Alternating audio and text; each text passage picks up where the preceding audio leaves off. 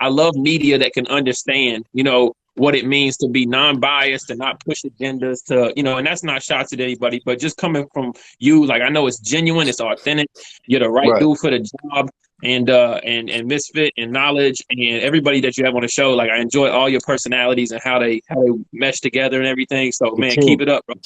The team. Misfit. You already. Thank you, sir. Thank you. Misfit. Hold on, wait. I just want Misfit. Can you please just tell them that me, you, Cortez, Latin battle rappers have it the hardest in this whole culture? Yo, hold on. Cut it out.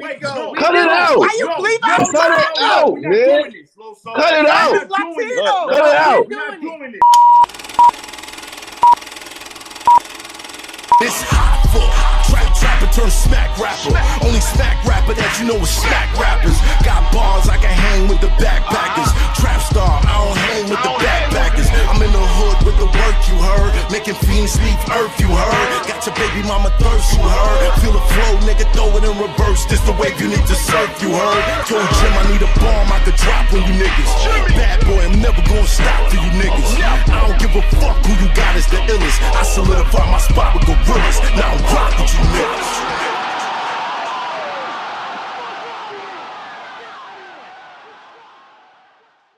Alright, we back. My expert opinion episode. This is 44, right? 44. It's only 44. right. 44 with the 4 horsemen. Oh, you see how I put that together? You see how I put that together? Come on, man, get my pop my collar. It must have been Jehovah, right? Since it's 4. It must have been. It's the sign. It's the sign. Okay, of course I got the king in the building. What up, Thanks, please. Okay, Knowledge Born. What's the science? Peace. What's going on, guys? How you doing? And I got damn, I always kind of clip the end of what you're saying, Knowledge. My bad. Yo, and I got 4 of the deadliest. And it's kind of hard to say deadly because the next thing I'm gonna say is Christian rappers. Deadly Christian rappers. How does that work? But it works. The 4 horsemen in the building. Yes, sir. Yeah, let's get it. All right. Welcome, fellas. Thank you. How's the quarantine going? How's the quarantine going for you guys? Hey, I'm blessed, bro. That's great. Yeah, man. Boy, trying to grinding inside. Yeah, bro. Yeah, right. You get paid off events, and then out of nowhere, all your events get stopped. It's tough. Yeah, right.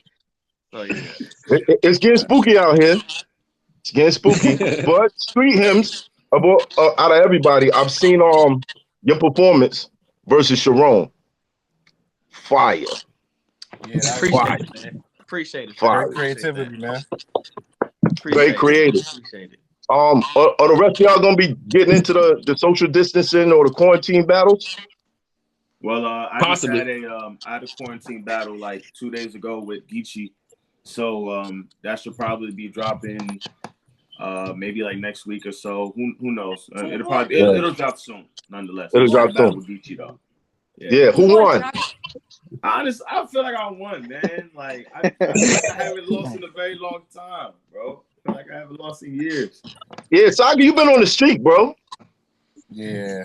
Working a little bit. Kicking ass. Is that what happens when you leave NWX? I don't know, man. I don't know, man. Well, hey, what was that bar, Saga? I left the X.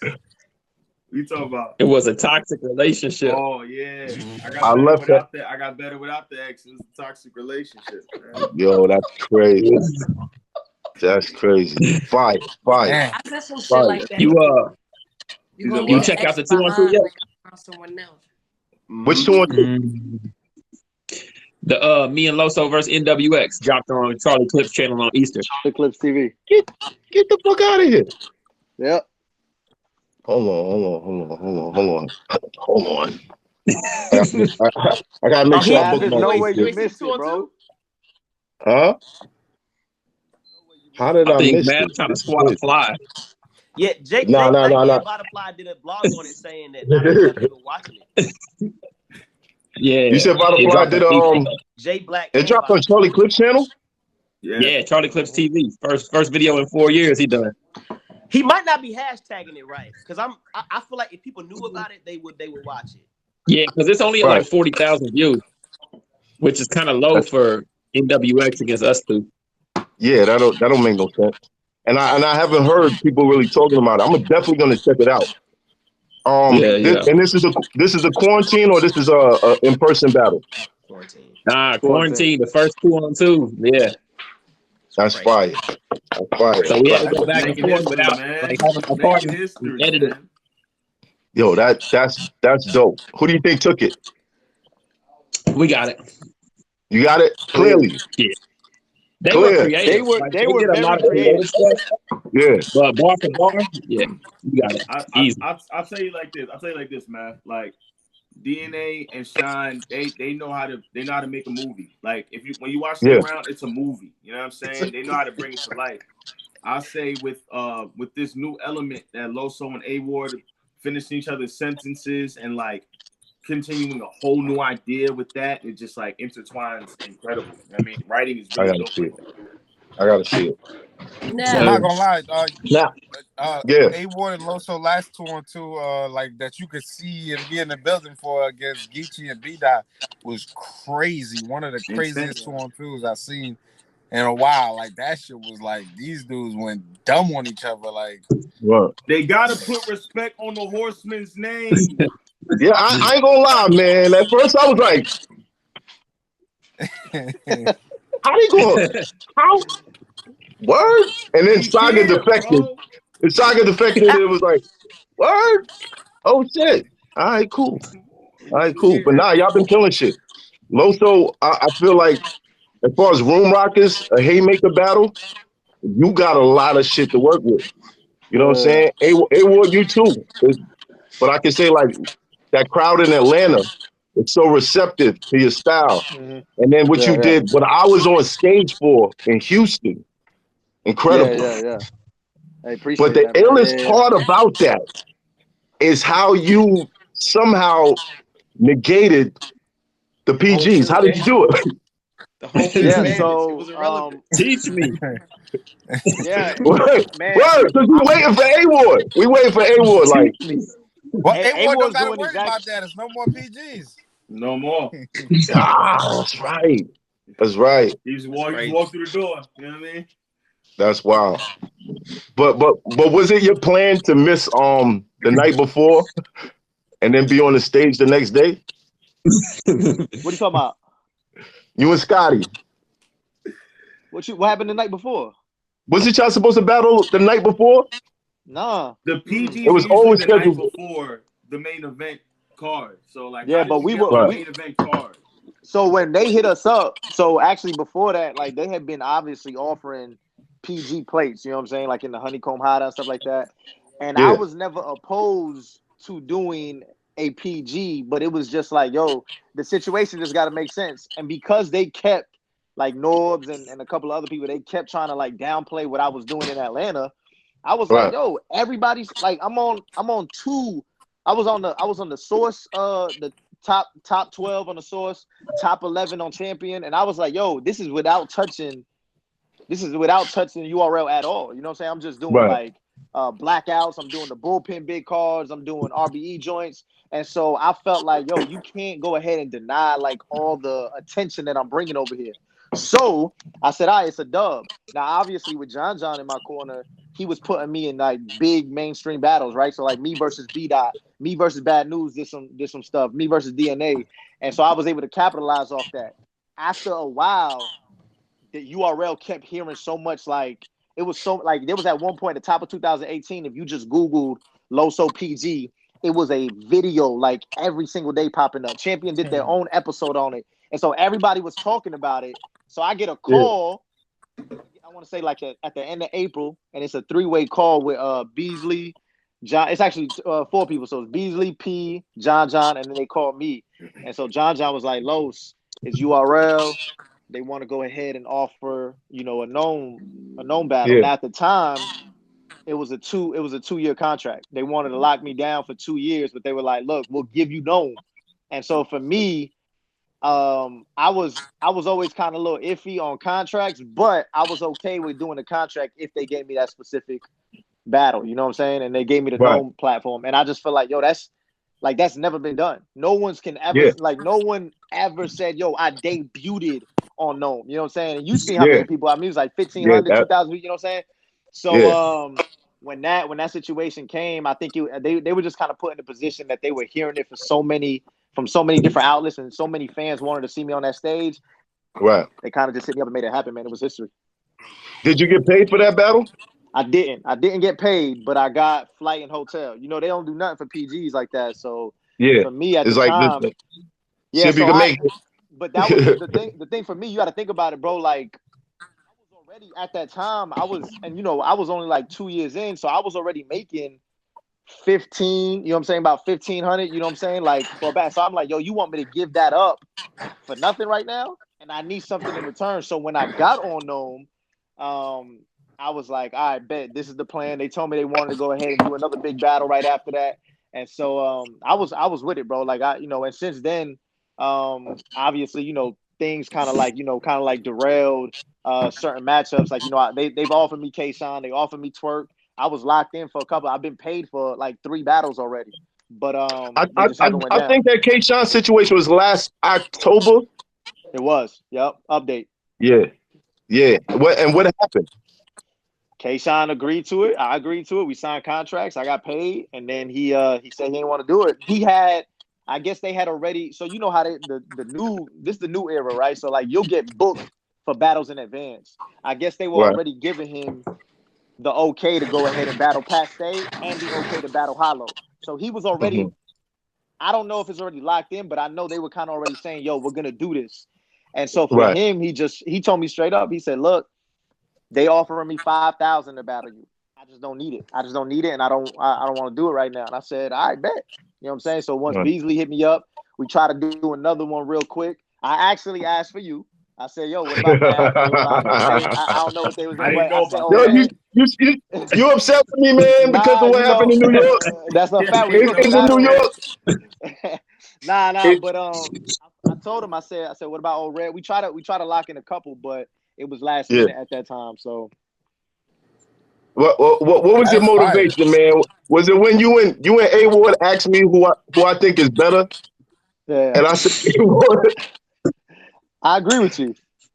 Okay. All right. I agree with you. I thought that was the reason why you was like, yeah, what's up with math? It was when you won Performer of the Night on the same card as me. And so I remember seeing you on the stage. And after that, I won Performer of the Night at Massacre. When you battled Deal, and I battled Ill Will, right? Yeah, that was when I battled Ill Will. That was the craziest. Yo, Saga, good looking. You was in the crowd. You was in the crowd throwing it on. I was like, That went crazy. Matt, 2 weeks later, I'm in the crowd, right by the front, looking at Math like.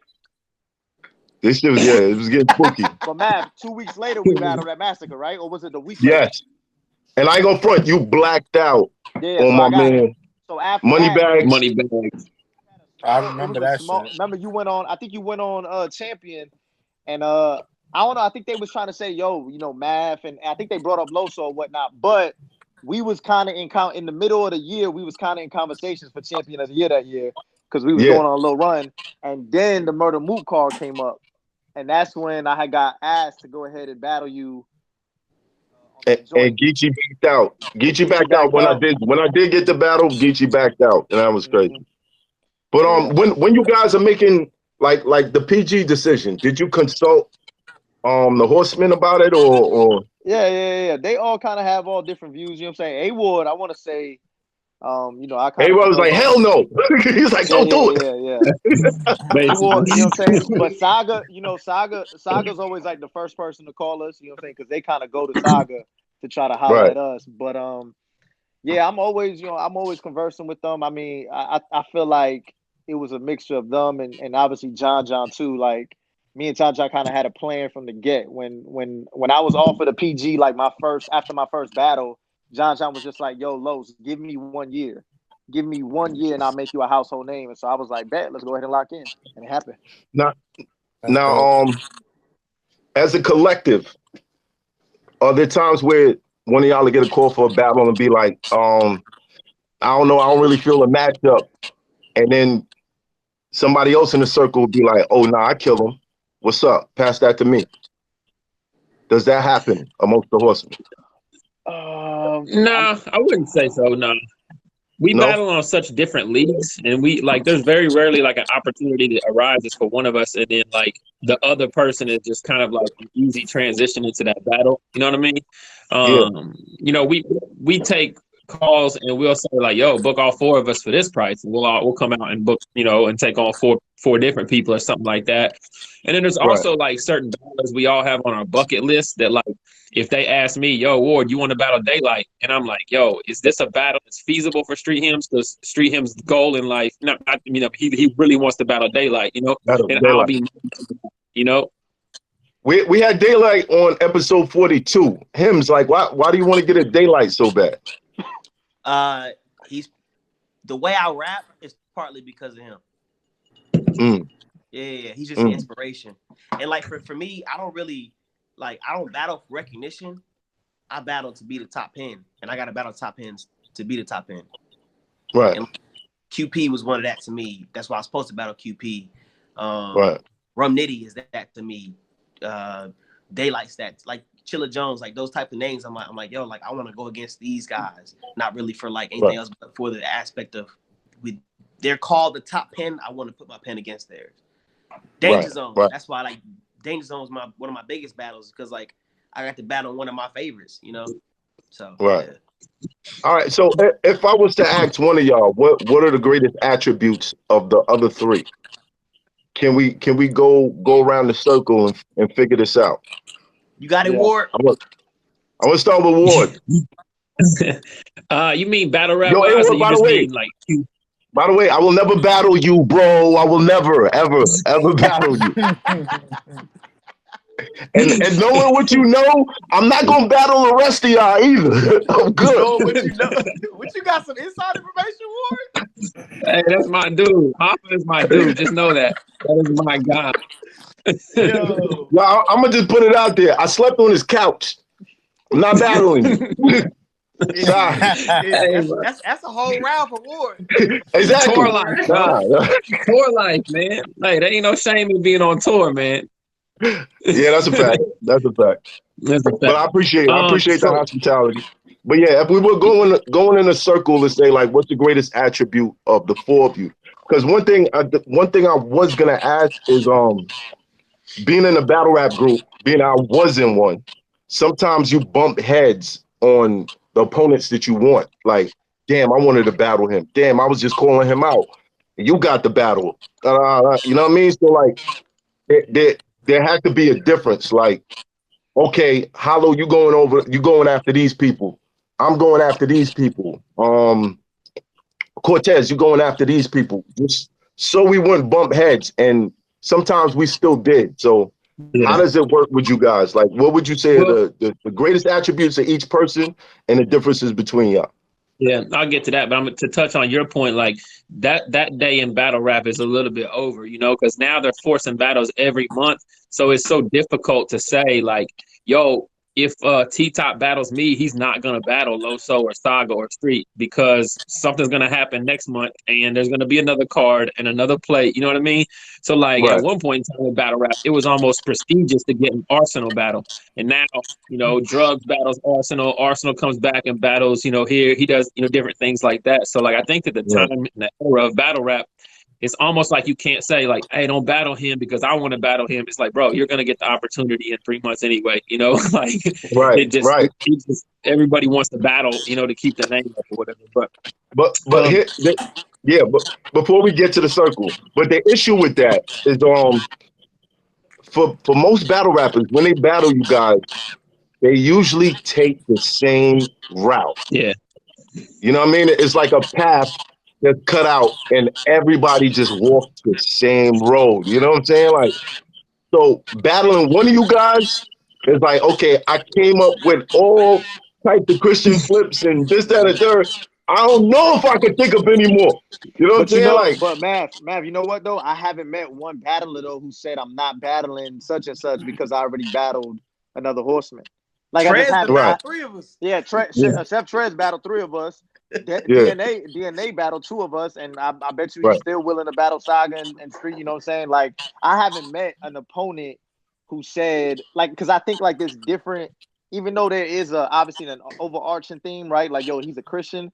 There's specific things about all of us that they can only have a conversation with us about, right? Right, like and that's kind of what I want to think about it. B-Dot's battled me, but he is 100% willing to battle A-Ward ASAP on Kina Dot, and he's 100% like he was locked in for Saga. You know what I'm saying? He was locked in for Saga, and he's still willing to battle. So like there's and like I just think that like there's like Street Hymns has something unique about him. Saga has a story about him. A-Ward has a story, and so like everybody, a true battler, I think they would kind of want to test themselves. Like, yo, you know what? I got something I want to talk to such and such about that I can't talk to this person about. You know what I'm saying? So All right, so let's get with the attributes. Let's start with A-Ward. LOSO, I mean, he's captivating. Like the reason he started off on Gnome is because like LOSO is main stage, you know, from day one. Like he knows how to control a crowd. His pacing and everything in battle rap is very, very good. He knows like when to start. He's got it on a string when he raps, you know, and you're just kind of like, you're kind of there, you know what I mean?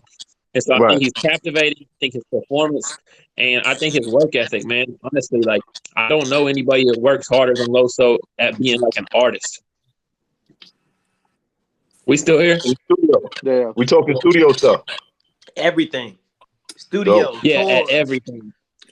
At studios, tour, and like his work ethic is I mean, whenever LOSO first popped onto the scene, his videos and pictures and stuff looked like he was already famous. You know what I mean? Like when you look like the part, you know what I mean? People are like, "Yo, what does he do?" Like, he don't need an Instagram check. People look at his page like, "Yo," you know what I mean? And it's just a testament to his professionalism and his work ethic. You know? Right. So, Hymns. I mean, Hymns is obviously, you know, he's one of the best pens I know. Period. Like we're living in a day and age where everybody wants to make things digestible, like because we want crowd reaction, and crowd reaction pushes wins and losses.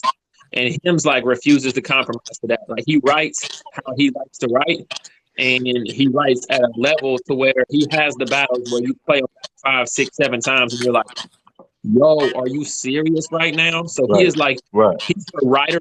You know, like every you good catch something new every time. Yeah, and like that's what we like to watch as battlers too. So he's like your battle rapper's favorite, you know, to go and watch and see. Like, oh, he got me. If he can get me, you know, then I know it's nice, you know. And so I think Hymns too, like his delivery and how he like breaks down everything in battles and his cadence or whatever, and just kind of how he like approaches his opponent and like the directness. I think is like a super good attribute for what he does in battle rap too. I don't know a Hymns battle that looks like another Hymns battle. You know, like I can't say, like, oh, he could have said that against such and such or anything like that. You know what I mean? Right. And then, I mean, he's got the nerve bars, bro. Like the nerve bars. He's the king of nerve bars. Like if you watch anime, if you watch King of the Hill, if you watch, you know, if you pay attention to he has references in battles that nobody else does. So you know, I think that's one of his too. Right. Okay. So, and then Saga, man, Saga is like, to me, Saga is probably the most underrated writer in battle rap. Like, I mean, I don't even want to put it like on this like weird pen, like, you know, like this intricate, like on the same level as like the Daylights and Street Hymns. But Saga, his writing is just, I mean, from the setups to everything just being like real airtight and tight knit. Like he writes super, super well. And then I believe that he's the best puncher out of all of us. So like I believe punchline wise, you know, you see the Eddie Guerreros, the Jesus Take the Wheels, he incorporates the sound effects now in battles with the snake is in danger. Like he's always been very innovative. He's being very innovative. Yo, when I saw that clip, I was like, yo, you brought it back. You brought it back. Oh shit! Damn, I'm forgetting the name of the game right now. Metal Gear. Metal Gear Solid. Son. Talk that game talk, Street. That means Snake is in Yeah, danger. I was like, that one. Were you wanting all of us to answer that question?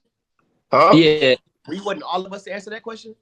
Yeah, pretty much. And I mean, if you got it covered. The last thing I wanted to say before I finish on Saga is that he raps with a chip on his shoulder more than anybody I know. Like, he raps every battle like he's still got something to prove. And I know, like, we always want to reach that level where we get appreciated or we finally get what we deserve. But the more that he raps like he's not getting it, the better he gets, period. Right. So. Okay, so I kind of, that was more than I thought. So I don't know if we want to go all the way around. Do like low, like. Hold on a second. I'll make mine quick. Okay. Off rip, the reason I'm in battle rap in the first place, Sensei Saga. You know what I'm saying? Like, I saw him and I was like, yo, like, this is what it looks like to be a Christian battler. And I got into that. And so he'll always literally be Sensei Saga to me. Right. And like I said, back-to-back punches. 2019, if they did Champion of the Year, he literally would have been it. There's nobody that had a greater run than he did 2019. I don't care. Yeah. Like, the number of battles with the potency, I don't think he choked the entire year. And so, like, every single battle was crazy. Ward, I remember one time I did a battle. He did a battle. It was against Bill Collector.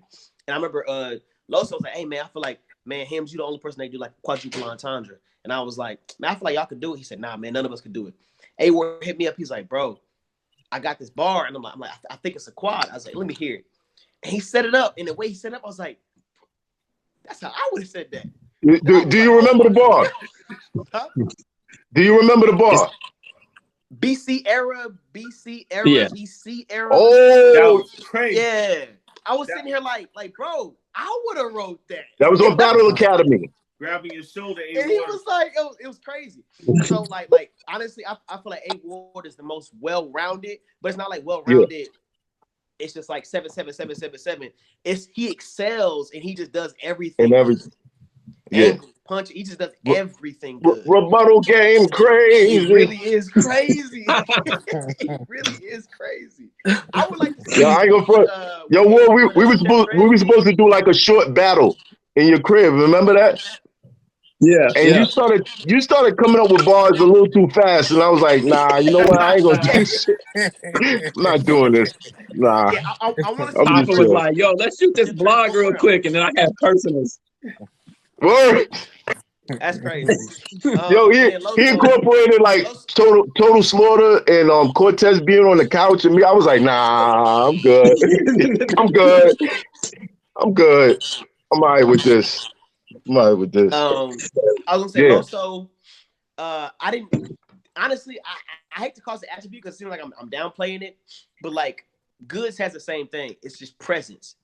Like once you step on stage and you can captivate an audience to where it's like, I don't care what he says, I'm listening.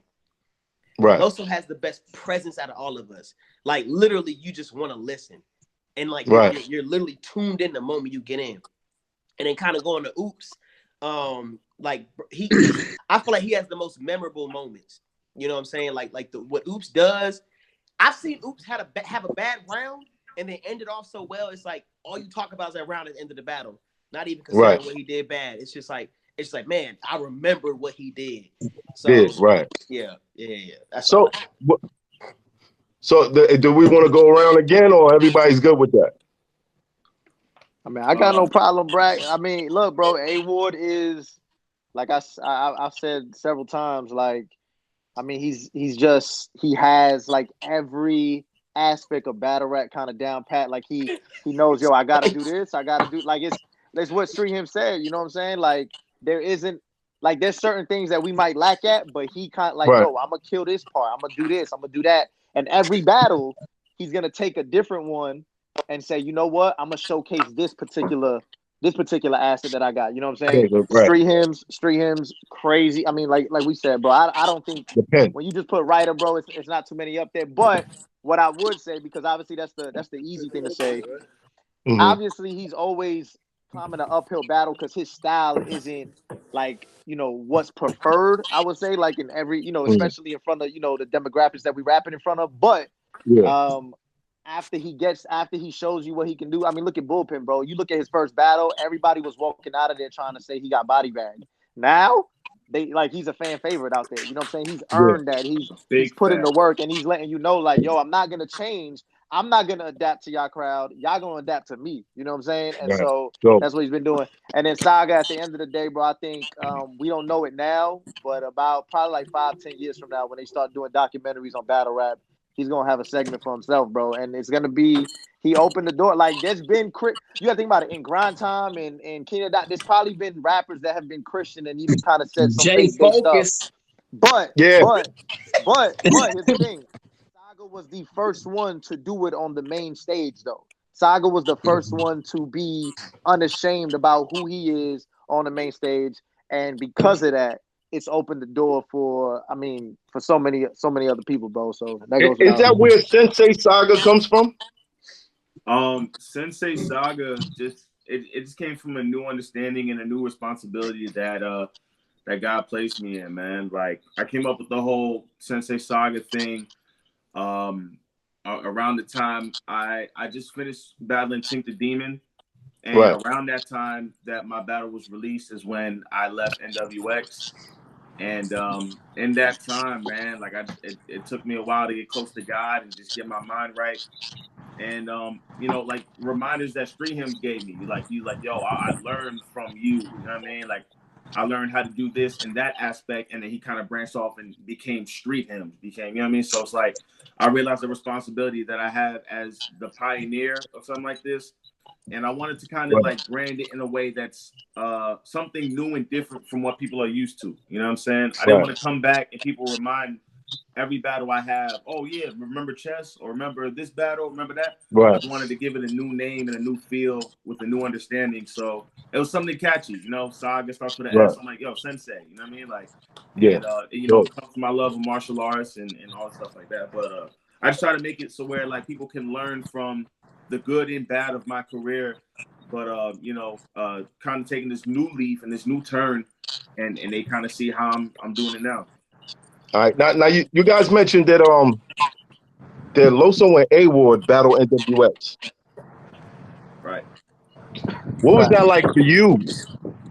Who, me? Yes. What was it like to see A-Ward and LOSO battle?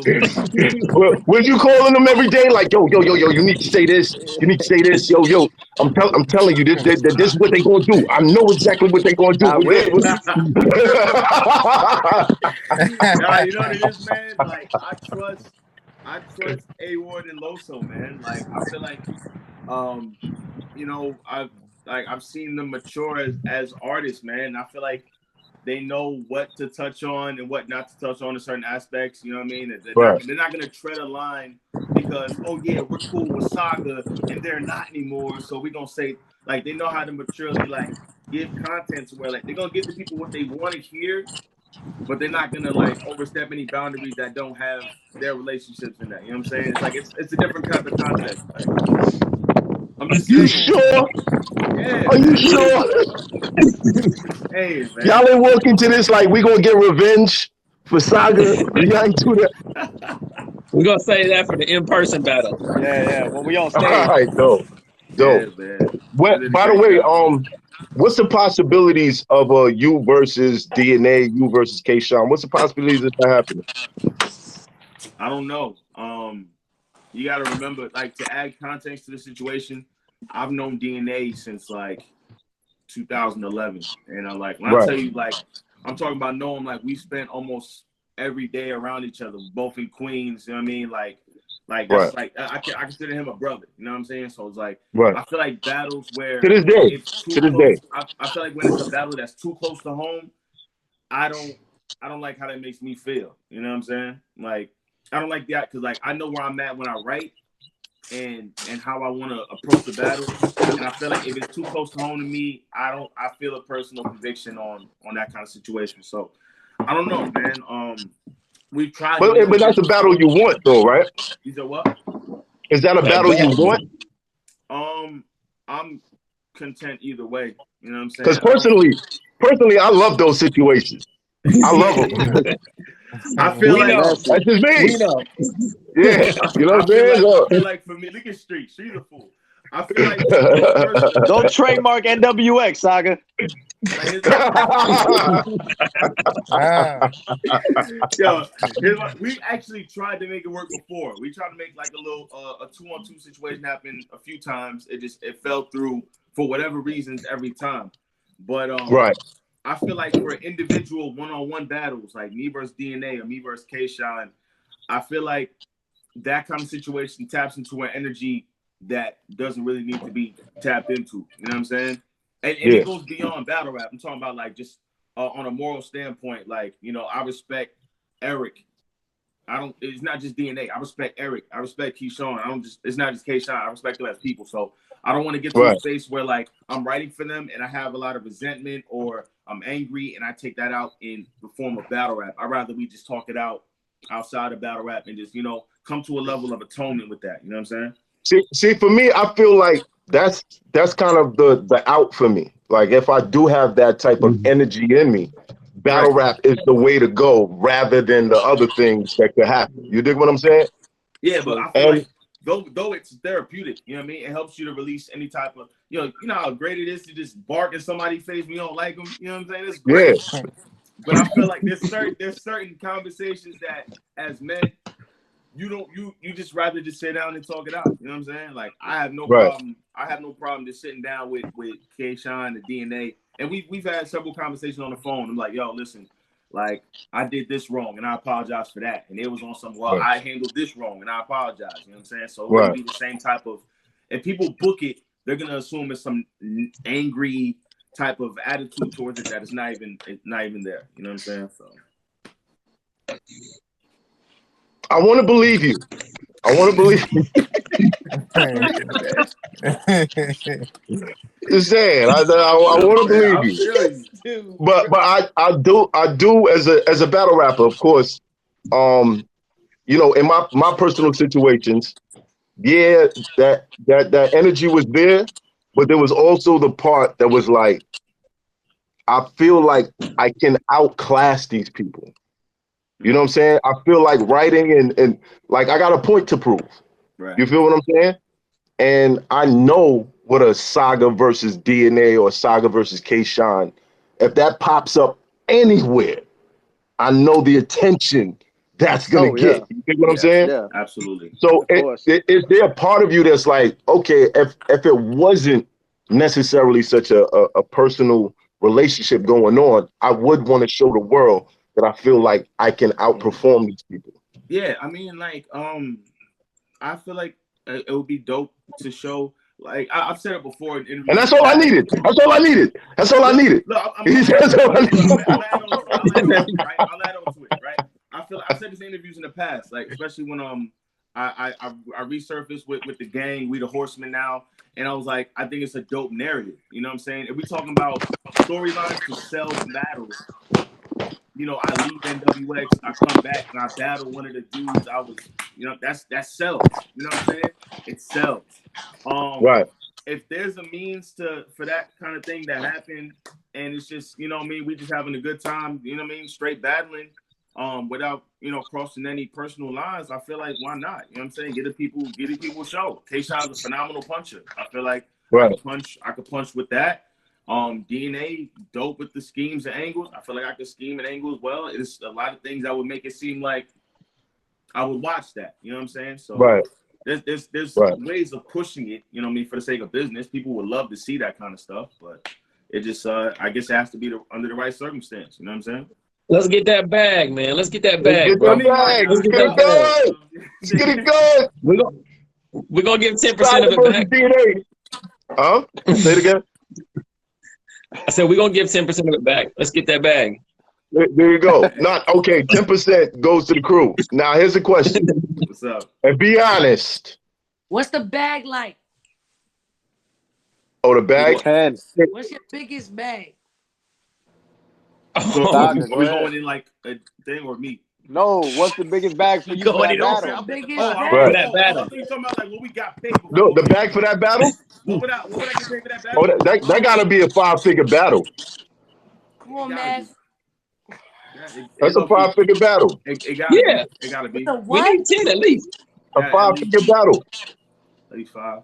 Talk. You know what I'm saying? 5,000? No, No, a 5 figures. 5-figure. 5 figures. 10,000. 10,000 and up. I said, what was y'all biggest bag? That Oh, was- Oh. biggest bag. Oh, for everybody? the That's biggest- what I was what's the- confused about. I didn't know. Am I speaking Spanish right now? No, I didn't yo, know. Fit. I understood you you know it. because you were Fit, speaking All right. you Spanish. said something, and I didn't know what they were trying to say. I'm like, All right, I so didn't. let's pause. Saga, Right. what was your biggest bag? What? Paid for a battle, right? You're talking about paid for a battle. Correct. Look at Mav. Look at Yeah, Mav.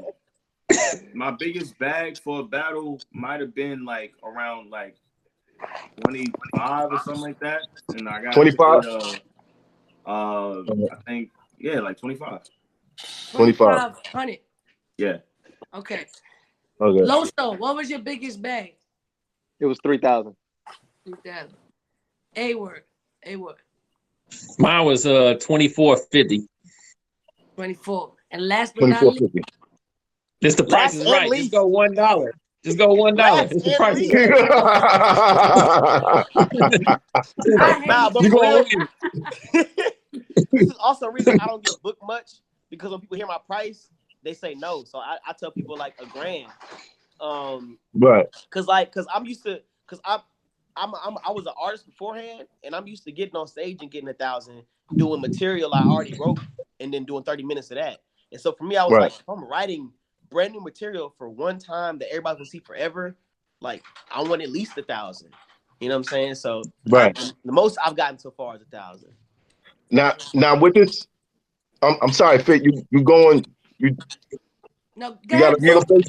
continue, man. How much you got, man? You good? No, I'm just asking. I'm just asking. Nah, go ahead, Yo, what up, man. man? It's on you now. Talk to him, It's man. on me. What's the back What's like? Nah. I'm not telling you. The reason I asked, right? Because the reason I asked is because Math, he was just on Drink Champs, and shout out to Math. But we've been talking about how rappers are underpaid, and they don't really get Royalties. residual income. Right. So like, just to get a perspective on what it rappers is. are getting paid on the spot, opposed to why they won't give us residual income. You know what I'm saying? Well, we can actually get hold on. residuals. Let me clear that up. I'm not saying BMI. they won't, because that's what people are taking it as, like, yo, the leagues are so against this. I don't think the leagues are so against it. It's just that it's awareness. People Right. don't know how to ask for it. That's what it is. Right. It's not Right. like So You don't have to ask for it. If you're signed with BMI or ASCAP, you can file your lyrics to them, and you automatically get residuals. Correct. Right. But we talking about like some people work it into Streams. their contract, like percent of the pay-per-view. Yeah. Shit like that. Right. Like, but it's really up to the artist to do so. You know what I'm saying? That's All right. Yeah. Ain't nobody gonna jump out the window and be like, all right, so I'm gonna give you half. I'm gonna offer you this. So But I want to ask, in a perfect world, what do you guys think the industry standard should be after this quarantine is done and we back to everybody in the building getting crazy, even though we don't know when that's gonna be? What do y'all think the industry standard should be for battle rappers moving forward? Can I get my what do you opinion? mean? Sure.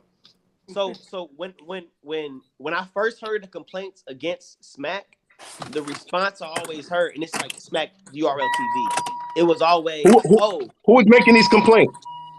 battle rappers. It was like we're not getting paid enough, stuff like that. It's like they're not paying enough. And then You talking about around the strike? Huh? Around the strike? Around the Yeah. strike? Okay. Yeah, around that Okay. time. It's like, y'all Right. getting all this money, and then the response was like, yo, y'all don't understand what goes into it. Y'all don't understand what the percentage YouTube is taking. And so I was like, oh, bet. And so what I thought was when they did the Smack TV app, that the battlers themselves would then be in the place too, because there was no YouTube, there was no third party. It was like, Right. all right, bet. Now we can start It's paying all on y'all us. residuals. Yeah. Right. I don't know how much we're able to talk about, but I know that specific thing isn't happening. But they have put things into place to where battlers are getting paid more. But as of right now, it's not battlers, it's specific battlers. Right. So what are the things that you feel like they put in play? Can we talk about that? Why not? As far as like the contracts? Is it just specific anybody contracts? here gonna get in trouble? Hey, Ward, I know you're not gonna get in trouble, so you just answer the question. Yeah. Nah. He about to put Saga out there. Saga about to get somebody on board. Saga, you in the contract? Yeah, I just signed mine. No, but we're not. Like, I don't want to make this just a URL thing because it's not just the URL. Not at all. Yeah, not at all. It's overall. Like, is this a mindset? I feel like every battle rapper should walk in knowing, all right, I took all this time to create this work because it's, you know, with the exception of knowledge, everybody in here knows what it's like to close yourself off from the world and just be focused, writing for weeks. But with the small leagues though, so for example, without saying any numbers, you can have your big battle rapper that does events everywhere, right? In the small leagues. Yeah. Right. These small leagues aren't making that at the event themselves. They don't have people in the audience. They're not getting that many streams to recoup that. They're actually just going out of their way to get the name, to either put a lookup for somebody, or you have what is in place right now. You have the battlers themselves paying for a big name to get that shot. And so you can't really judge it on an all league scale because these small leagues are taking L's financially because it's like, yo, we got a name on there and it's bringing attention to our channel as they hope. Now, when you look at the numbers, but do you feel like it's going to affect the residual income? Like if you did do the ASCAP and all that, like, is that like we have to worry like, okay, you're a small league, so I don't want to get publishing off of this. Like, it depends on the battle. Is that a consideration? Not everybody can do it. No, because your publishing is your publishing. The BMI, that's all work that's done on your end. Yeah. Like they don't do nothing like that. I mean, if it's a performance, like if you're putting it on your ASCAP or BMI, is these leagues giving y'all cue sheets? Nope. Never. You know, you gotta do it yourself. I ain't even take no for 200, Alex. Yo, BMI. Misfit, we're not even getting W9s after this. That's what I'm saying. You know what I'm saying? Like, exactly.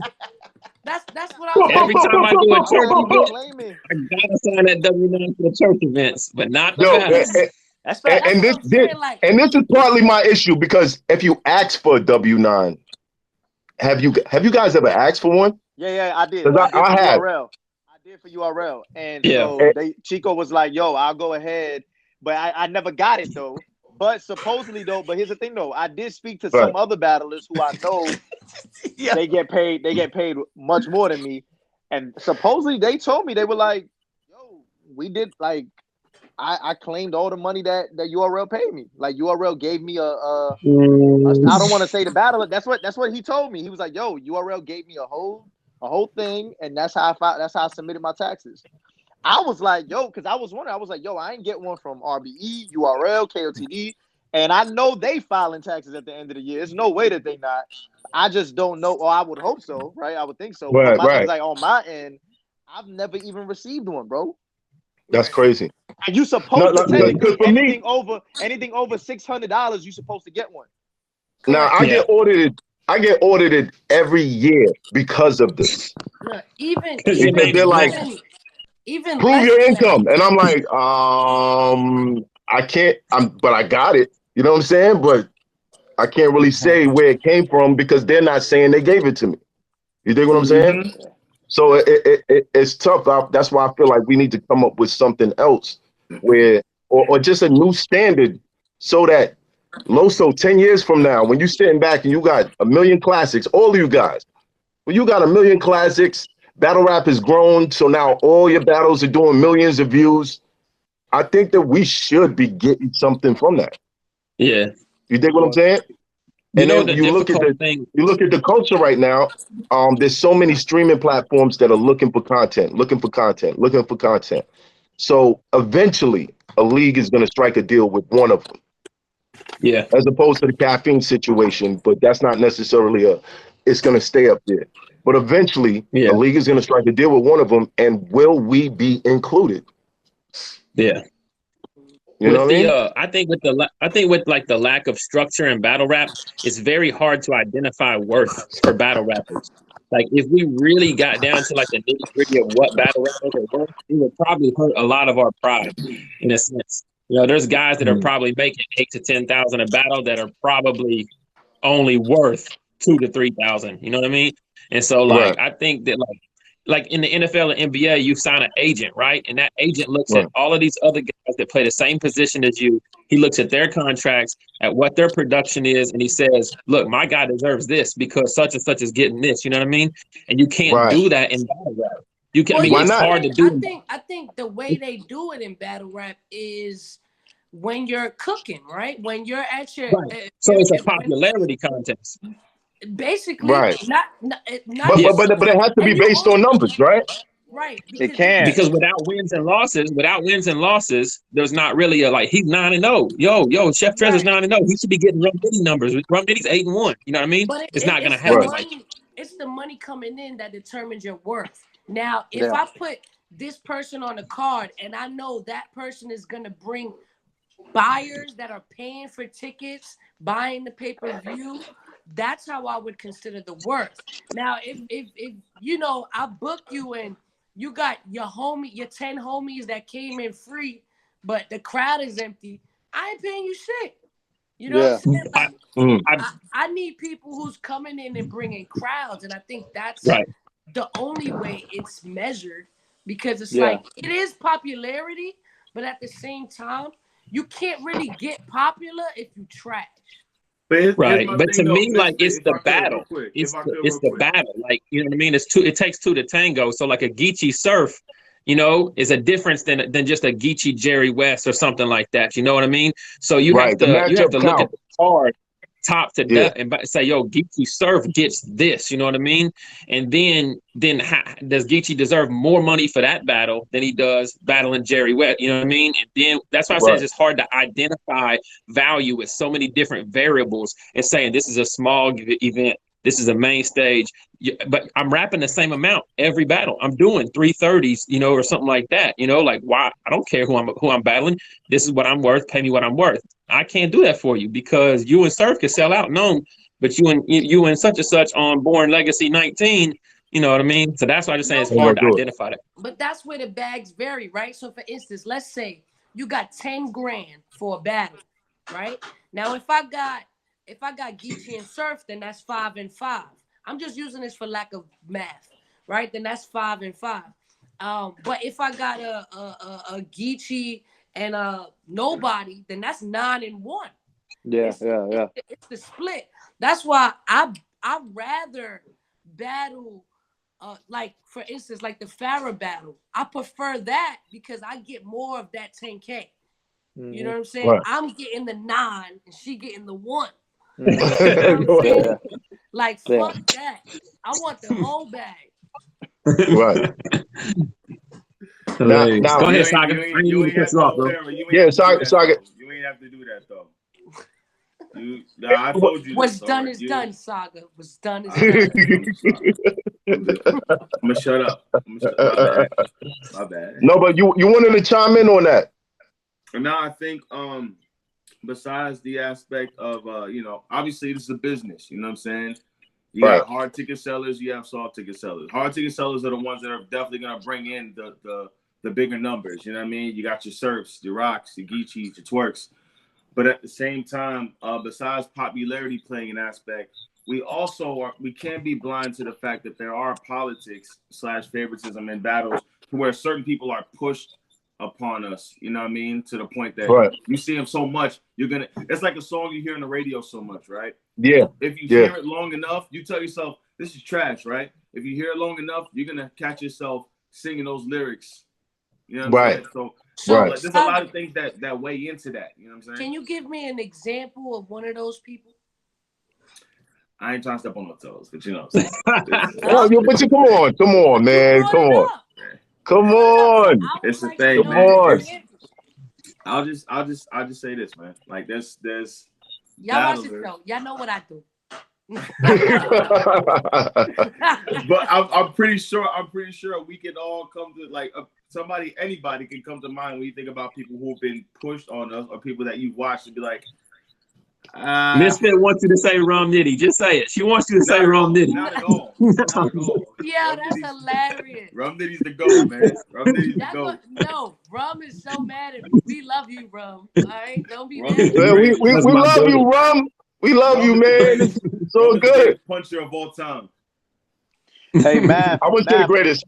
Hey, Math. But what you were saying earlier though about us coming like after this whole situation's done, and us coming together to be like, yo, this is kind of like a set standard of what we want financially stuff. Right. I just don't like that. Unfortunately, that won't ever happen because like we don't have like a union. You know what I'm saying? Like we don't have something in place where like there's like a department that kind of oversees how we're taken care of, right? And like in like these different leagues, or that we could even all agree on. So my thing is like I do agree with Misfit as far as like, yo, the reason why such and such is gonna get the tank. Like I thought Loaded Lux was crazy asking for 40K back in the day, right? But now it made perfect sense, right? Right after his Calico third round, he should have asked for 40K. You know what I'm saying? He was worth, or in a sense, he was worth for that. But I know, but here's the thing though, that's him asking for that. Now Beasley and Smack can say, yo, that's your price, that's cool, but you're not worth that to us. And then nobody can get upset at that, right? I can't get mad at it. Like I could go, like me personally, I don't feel like I should, like the material that I put together and the performance I know I'm put together, I don't feel I should get paid less than 5 or 6 bands. But there's not a league out there saying, yo, LOSO, we're gonna give you 5 or 6 bands right now. You know what I'm saying? So I can't, like that conversation isn't gonna be long enough, but there is a price that I'm willing to go and say, okay, cool, I'll do this battle for this amount right here, and it won't get any longer. But until we get to a place that all of us can kind of come together and yo, this is our ground, like this is our demands, and we gonna get such and such. Like, you know, everything else is just kind of just like, you know, it's gonna be in the wind, bro. I don't know if we will ever get to a place like that. I think we will. Like, I agree with you. What you say is like, yo, some leagues would say, yo, you just not worth that, and then it is what it is. You just end up not taking battles because ain't nobody trying to pay. Yeah. All right. So let's think about this. Let's say it's gonna be somebody that's willing to do it for nothing. Mm-hmm. And that's why I was saying like, yeah, we could do this. Which, like me personally, it makes it hard for me to walk in the Queen of the Ring and say, y'all want 10 bands, which I do every time. Mm-hmm. Like, yo, I want 10 bands. Know your worth, Fit. Yo, but all the girls, they do it for 500, so they fucking me up. Yeah. So they just, you know what I mean? So if I feel like at least the girls have a smaller circle to be like, nobody do it for less than 5. Yeah. But y'all, it's just too many of y'all. But fit. There's certain things that you can only provide as a battler, right? That's why I think what Awo was saying, like there's a matchup like Misfit, like you battling, you know, like a Jazz the Rapper. That's the only, like we don't want to see nothing else. You know what I'm saying? So if they really want to make that battle happen, here's the number. You get this number right. That's what Jazz told me straight up. She was like, look, it's not that it's not that I only want to take one battle a year. She says they don't want to pay me. My verse told me the same thing. So my verse was like, yo, I'm glad you think I'm worth this, but the league, when I tell the leagues my numbers, they like she was supposed to be at Born Legacy in Tampa. Got clipped off when they hold her number. You know what I'm saying? So my thing is like, there's a couple of y'all females who are like, yo, this is business and I got to protect my brand. Same thing with the battlers. There's a couple of us that are saying, yo, you know what? I want X amount of money for this matchup, and I know you want this matchup, so this is what we're gonna do. But you're right, man. Was like if there's somebody else who can fill that void, then it's kind of like, yo, like that's man. Back to the premise a couple of minutes ago when you were like, yo, would it ever get messy with one of us as far as taking a battle that somebody else? It would when it comes to that. When it comes to money, because like if a league just told me, yo, you want to do this battle 35, and I tell them like 3,500, and then all of a sudden they like, all right, let me think about it. They call AWOL behind my back, and they was like, yo, I'll do it for 2. I'm like, yo, Ward, now you clipping my wings, bro. You know what I'm saying? That's the issue there. It sounds like this happened before. Nah. It sounds like it happened before. Reversed. Yeah, it was reversed. Nah, I'm talking. But So got me with the quickness. But you know what? Like, that's the type of stuff that, like, at the end of the day, when it comes to money, you know, and I know you just asked the question just to ask the question, but like for all our bags, like, yeah, that's what we got paid, but at the same time, we feel like you can't really put a cap on what we like. To tell me, yo, you writing 3 rounds, 9 minutes of material is worth $2,000 one time. That's crazy for us. You know what I'm saying? Yeah, how does that work? Right. Yeah, you know what I'm saying? Yeah. So here's my question. Let's say somebody does start a union, right? What would it take for people to be a part of it? Like you guys, like what would be the interest? There's this underlining standard that like no matter what, this union is not going to allow me to take less than this. Bro, it's gonna take an act of God, man. Like humility with like how much money people get paid. Like people don't have humility in battle rap. We're not supposed to. And then how much you get paid is almost like a weapon to use in battle rap. You know what I mean? So like, you know, it can't be so big to where everybody knows what everybody's making, because then it's just gonna be greed. It's gonna be, you know, like people that were friends are gonna be foes, and it's gonna be you did this to this. You know what I mean? And so, no, but not necessarily to say, okay, everybody's gonna know everybody's cap, but everybody's gonna know this is the low, and we don't fall below it. That.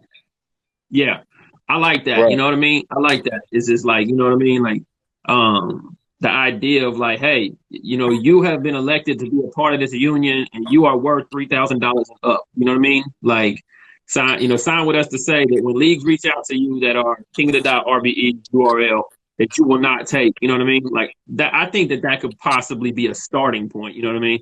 But I mean, I don't know. I don't know what that looks like.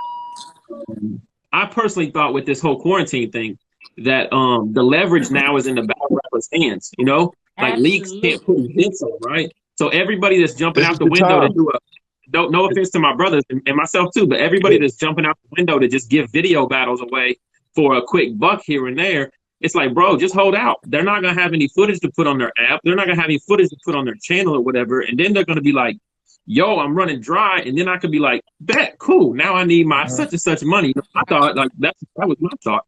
The reason we did the 2-on-2 with X and Shine with NWX was, one, Clips reached out, he paid us well, and I thought like this is a battle that we can make sense to do 3 rounds in the future. So it was like a bigger picture type battle, you know. But just jumping on and doing video battles because leagues can't put. Like, I thought that was a very important time right now to just kind of hone in on your worth and say, oh, hey, we'll shut it down too. We can take a little 3-month break and then, you know, get what we need to get. You know, get to it. And for those battles too, like me and A-Ward doing the 2-on-2, there was a purpose behind it, right? Now it's circulating and people want to go ahead and see that on stage. But like what he said, bro, Clips, and I think because he's a battler, he paid us much more than what 3 other leagues came to me, bro, and tried to get me for a video battle. And Clips, we didn't even have to negotiate. Clips was just like, yo, 2-on-2, and I'm paying you X amount of dollars, both of y'all each. We were like, for 1 round? Bet. You know what I'm saying? Get it. It wasn't even like, and the thing about it though, he asked for a 3-minute round. Me and Ward went, we filmed it, we edited it on ourselves, and we gave him about 4 minutes and some change. You know what I'm saying? So like we made sure we looked out for him for his first one. And so like that situation was good.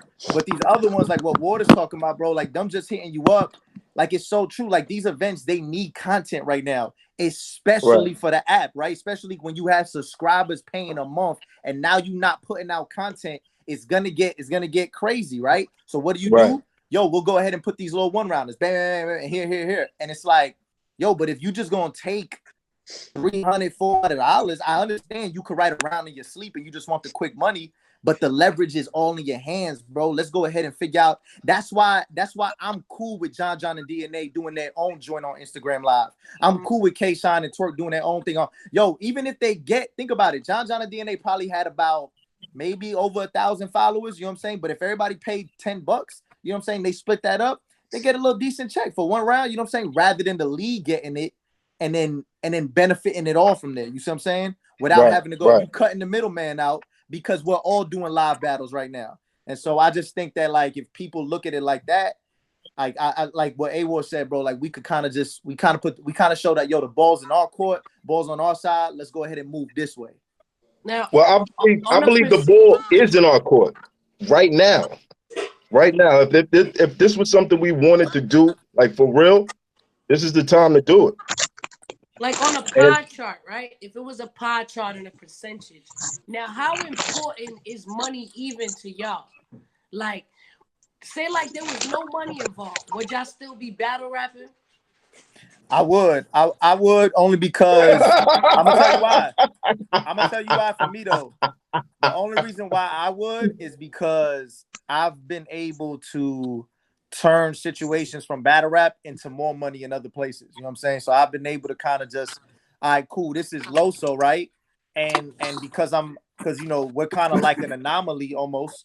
We're bringing in a different fan base over here, and because of that, I can go ahead and take this product and say, okay, you know what? Now you heard this line, buy a sweatshirt. You know what I'm saying? You want to see more of this? Book me and Ward. You know what I'm saying? We did like a little 3-city tour out in California. You know what I'm saying? We was before this whole quarantine, we had a 10-city stop. You know what I'm saying? For different spots. That's what I was gonna say that earlier about when we were talking about we wrote one battle together and we was taking it and performing it 10 times in 10 different cities. So we was making, that streaming revenue on 10 different performances doing the same battle in 10 different cities. You know what I mean? No cameras in the venue. No cameras in the venue. So you don't put it on YouTube. If you want, you've been asking for LOSO versus A-Ward, cool. Come over here, pay $25, $30 at the door, and you come watch it. You know what I'm saying? And then boom, now it's on us. You see what I'm saying? So Misfit, I would if battle now I wouldn't be battle rapping all the time, right? But it would definitely have to be like a crazy situation that I could say like, yo, I can benefit off of that.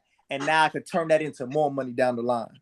Okay. I mean, I feel like for me personally, like I would say too. I feel like for me, it was more about being obedient. You know what I'm saying? Like I didn't know I was gonna ever get paid for this. You know what I'm saying? Like I feel like when God called me to even battle, it was foreign. It was a foreign idea to me because I'd never seen anybody do it before me like that. So it was more so about just obedience and impact. You know what I mean? To know what it can mean for somebody else. Like I'll put it like this: when God spoke to me about even being a battle rapper, like one thing that stayed clear in my heart is that I knew I wasn't going to be like one of the greatest. I wasn't going to get the most money out of this. The thing that God continued to like press on my heart is kick the door open and step back, right? So money, anything like that, I'm talking about impact. Look at how much of an impact A-Ward and LOSO and Street Hymns and they have like just to kick the door, just to be obedient to kick the door open is greater than any type of money for me because seeing how much the gospel is even pushed out, if people are not going to listen to me all the time, they may listen to LOSO more, or they may be an A-Ward fan above anybody else, or Street Hymns. So it's like I feel like obedience in that situation is what I was really catering to, and I love battle rap. You know what I mean? I was a fan of it before I even stepped into it. So I would definitely do it for free. But if we out here doing it, we got bills to pay. You know what I'm saying? Yeah. Now, Ward, you were very adamant in your head shake. Why do you feel like that? I'm the oldest one, I'm 34 years old, man. I really don't got time to put 40, 50, 60 hours into a free hobby. I love what I do. You know what I mean? But like, I can't justify that time management to my wife, to my family, to people, around and say, I'm sorry, I'm not paying attention to you for 4 weeks straight. I have to go do something for free. You know what I mean? Like it just doesn't work that way. And so I could see like how LOSO, like if I was at a point, like let's just say I stopped battling today, but in 3 years, somebody wanted to battle me. They're like, yo, you remember A-Ward or whatever? Let's bring it back. Like, I could see myself coming out and doing like, a free battle or something like that once, like every random, whatever. But I couldn't be like a battle rapper, that consistently is trying to like get bigger and bigger in battle rap without getting paid. It's just, I like what you said, man, earlier, like the reason why we need so much money is because the writing, the memorization, and then like I've been telling my wife, like she been checking me on being I'll be there, but I won't be present. You know, so Right. in my relationships and in my friendships, like I'd be like, "What do you mean? I'm sitting on the couch watching TV with you for 3 hours," and she's like, "Yeah, Nah, but you're not bars. present. You're somewhere over here with you know dismissal, you know what I mean? Like, what are you doing? I'm looking out the window, you know." And so Yeah, it really just takes up so much of everything that you do in life, you know. And I'm yeah, just a firm believer in, you know, like the work you put in, you should be compensated for it, you know. right. Right. Now this 10 city tour, I'm very interested in that. Very, very interested in that. What made you guys think that up? We was already trying to do something like that with all four of us. So all four of us, and that's still in the plans. You know what I'm saying? Like all four of us, we want to go ahead and do an IV tour, right? And so Right. because people want to see Street Hens versus Saga, LOSO versus AWAR, stuff like that, we were trying to figure out a way of how we could go ahead and put this in front of specific cities and obviously, you know, get some revenue off of it. Well, we did one show like that, but we haven't been able to kind of put it all together, and we haven't really found like somebody who come alongside us and be the brains behind the operations. But Right. the AWAR joint, me and AWAR, we actually got hit up for like there was like this organization out in Cali who was kind of doing stuff with like to help with mental health and like inner city kids and stuff like that. And so they kind of already had a production that was already moving forward. Well, they heard about us battling. They hit us up, me and A Ward, and so we was like, bet, let's go ahead and lock it in. We did it, and we did it one time. Then they brought us back again for a 3-city tour out in LA, and it went great. And like it was crazy. Like our battle rap fans were coming out to it, you know, fans from that city and stuff like that. And so we were like, man, this could really be something if we put it in front of a bunch of people. Well, I'm really close with this other production company out in Orlando. They call Kingdom Promo, and they kind of do like these big poetry festivals. And I'm talking about huge, like the biggest in the game, bro. They go to Africa, they go all around the world. He was sold like, out doing sold out. Yeah. Sold out. It's called Poets in Autumn, right? Yeah, PIAT, Poets in Autumn. Poets in Autumn, right? And so he was doing something else, but those poets weren't gonna be on the tour. So he was like, he hit me up. He was like, yo, I want to go ahead and put something like that. Can y'all go ahead and do something? And we was like, bet. So we was on the phone, we was talking, and he told us about the cities. And now me and AWAR, when we signed our contract with them, we needed some guarantees from that city tour because we were saying no to a lot of battle rap money at the time, right? Like there's events getting booked in advance, so we got to say no to March, we got to say no to April. Unfortunately, obviously, quarantine ended up, you know, stopping all that, but we would have been on the road every weekend, you know what I'm saying? And so, now did the money that you guys projected to make, because I'm assuming you took merch with you took music with you, all types of stuff, right? Does it equate to what you're getting paid, or was it excess? Not so. The only difference, so for instance, I'll tell you right now. So me and AWAR, we were gonna leave just from our performance, right? We were after everything, we were probably gonna leave with maybe about $250 a night, right? $250 a night.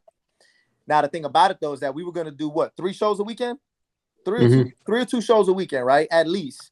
That's not including our merch table, right? We're not including our merch. We get 100% of our merch, obviously. And so that was on the low. So obviously, if we sell out, and we had already sold out Atlanta and we sold out North Carolina, we were doing 600 to 700 people already. Tickets were already bought. We had to refund everything. But when we were going to do that, we looked at it like, okay, this is every single week. At the end of it, in about 2 months, I mean, we was going to make X amount of dollars on top of our merch. Yo, this is good exposure. And then the next time we run it back, now we could go ahead and ask for this amount, you know what I'm saying? And we could go ahead and make this amount. So that was our trial run. And that's why we wasn't that mad, because we were you got to think about it. Just us getting in front of 600 people, some who didn't even know who we were, we were like, this is an opportunity that we could flip more money. Back to what you were saying, right? Like I'm turning money into money. Now, unfortunately, it didn't go, you know, we signed a contract. We got 25% of our income up front. But now we got we got boxes of merch just sitting there, but we are moving them now. We're moving them online during this whole situation. But yeah, so it wasn't going to equate to one battle, but it also didn't take that long to go ahead and write the material we wrote. It was going to equate to one battle though. So like if you looked at the 11 cities and 25, you know, whatever, you're getting, you know, for writing the material, you just have to perform it multiple times, you know. So we was getting, you know, 25, 3,000 for writing that one piece of material, you know what I mean? Right. Plus then selling merch every night. But I think the number one selling point was it was like what you're always looking for is to bring more people into battle rap. How do I do that? Everybody just has the same fans. This person watches this person, you know, like, yeah, if Geechee's on it, if Tay-Rock's on it, the same guy's going to buy it because, you know what I mean? How do I get fresh eyes on battle rap? How do I get an organic following, no pun intended from me, but how do I get, you know, more people to come over that normally buy that pay-per-view, you know? And so to have 11 cities at 600 apiece, that's 7,000 people that probably 5,000 of them have never even seen one of our battles or something like that before. So were you guys going to record the battle yourselves? No, they had all that. They had all that. Oh, Crazy they took all that. Yep. Oh, okay. But like I said, you wouldn't see it on YouTube until after the whole joint is done. You know what I'm saying? So like it's not recorded or nothing like that. So when we up there, you know, we do our thing in North Carolina, boom, now we going straight to Dallas. Then we going straight to Houston. Then we, you know what I'm saying? We have flights all booked for it and stuff like that. So, yeah. It's similar to how comedians do. You know, comedians, they go city to city and use the same jokes and they tell you you can't take your phone in. And then next thing you know, Kevin Hart's big special. It's like, yo, I heard all these jokes like at the Improv in KC. You know what I mean? Right. So but it still reaches a wider fan base. So there's still people that's like, no, this is brand new for me. And with battle rap, it's not like we have a problem with rewatching situations. You know what I'm saying? Yeah. Now, now one thing I learned from Immortal Technique, he took me on tour with him. He would never ever take the upfront money. He always did a door deal, so that he knew like if this thing sells out, I eat. If I take that upfront and it sells out, I know I missed money. And he had a lot of in his ability to draw people in. And then the merch table right after the show, the whole crowd would turn into a line just to buy something from him. So we would end up staying. The show would be about 3-4 hours at a time, but we would spend the same amount of time after the show. Everybody's waiting online just to meet this guy. You know what I'm saying? Yeah. And I think as battle rappers, if we take that on now and say, okay, yeah, we're writing this battle, but what would happen if we just shot the battle ourselves? What would happen if we did take it on a 10-city tour? Like, what would that equate to? And once you find that number out, then you know what to charge a league, because you know, okay, I might not do the battle with you when you call me. If you don't got my money, I might just call that battle rapper and decide we're going to go on a 10-city tour. Math, it sounds like you've been plotting already, bro. Oh, yeah, that's a long time. Yo, Mav, that's why after some of these events, bro, like Gnome and Summer Madness, they should already have a lobby put in place that all of us could set up our merch tables, bro. Just like, you know, sit there and let these fans come out, because I've seen it, bro. They following us all outside. You remember at Gnome in Houston, bro, we walking down the line, everybody, yo, LOSO, man. Bro, you know I sold out my CDs before I walked in the building. You know what I'm saying? And so, like, if they gave us, like, a designated area, like, yo, these are the merch tables, and after this battle, you come see the battlers and do. I know obviously, I could just set up shop right outside, but it's like, if it's more organized, bro, you could definitely flourish off of that. Bro, I feel there's been. But this is what's important. Yeah, this conversation. Like, we can't leave it up to somebody else to give us those opportunities. I just feel like the more we talk about it, the more that each individual battle rapper will be like, all right, cool. This is all things we should be thinking about before we sign our name on that dotted line. This is stuff where it's like, all right, cool. You want to pay me 5 racks for this battle? Bet. I need 5 racks.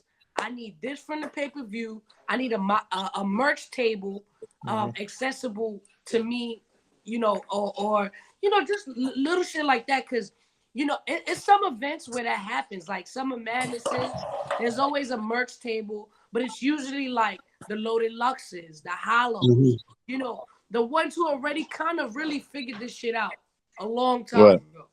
You know what I mean? because you know this was a conversation that Hollow always used to bring up. Like, yo, I'm getting a percentage of my pay-per-view. I don't know about y'all. You know what I mean? He used to say this shit years ago. You know what I mean? But I feel like that's the thing we need to stop. The I don't know about y'all. You feel what I'm saying? I think there should be each one teach one situation going on where, all right, like if I cut a certain kind of deal, and I'll be on the phone with Cortez would be like, yo, I heard you battling such and such, and I'll be like, yeah, cool, let me put you on. You can ask for this from them, and I think they'll give it to you because they gave it to me. You get what I'm saying? And then he'll go cut his own situation. Of course, you know, he'll go public with it and be like, yeah, you know, I kind of did it on my own, but I think we all should be sharing this information, especially during this time period where we don't know when live battles are going to come back. Yeah. True. Now, do you think, let me ask everybody a question. Do you think doing something like this, and even speaking about unions and like, because we're pro battle rapper, right? Not that we're against leagues, but we're just like, You're pro battle rapper. Battle rapper, right? Right. Do you think this will cause resentment and even retaliation from leagues against people who speak upon things like this? Now, I want to answer this question because I did have a conversation with Organic today, and we came up with a way where it makes more sense for a league, because leagues, they pay out all this money. Sometimes they take an L. Now we always hear about when they take an L. Yeah. They don't got no problems telling you I lost money, but we never hear about, yo, I just caked up. Nobody ever gets on camera like, 1.5. What you gotta say about that? You know what I mean? Nobody does that.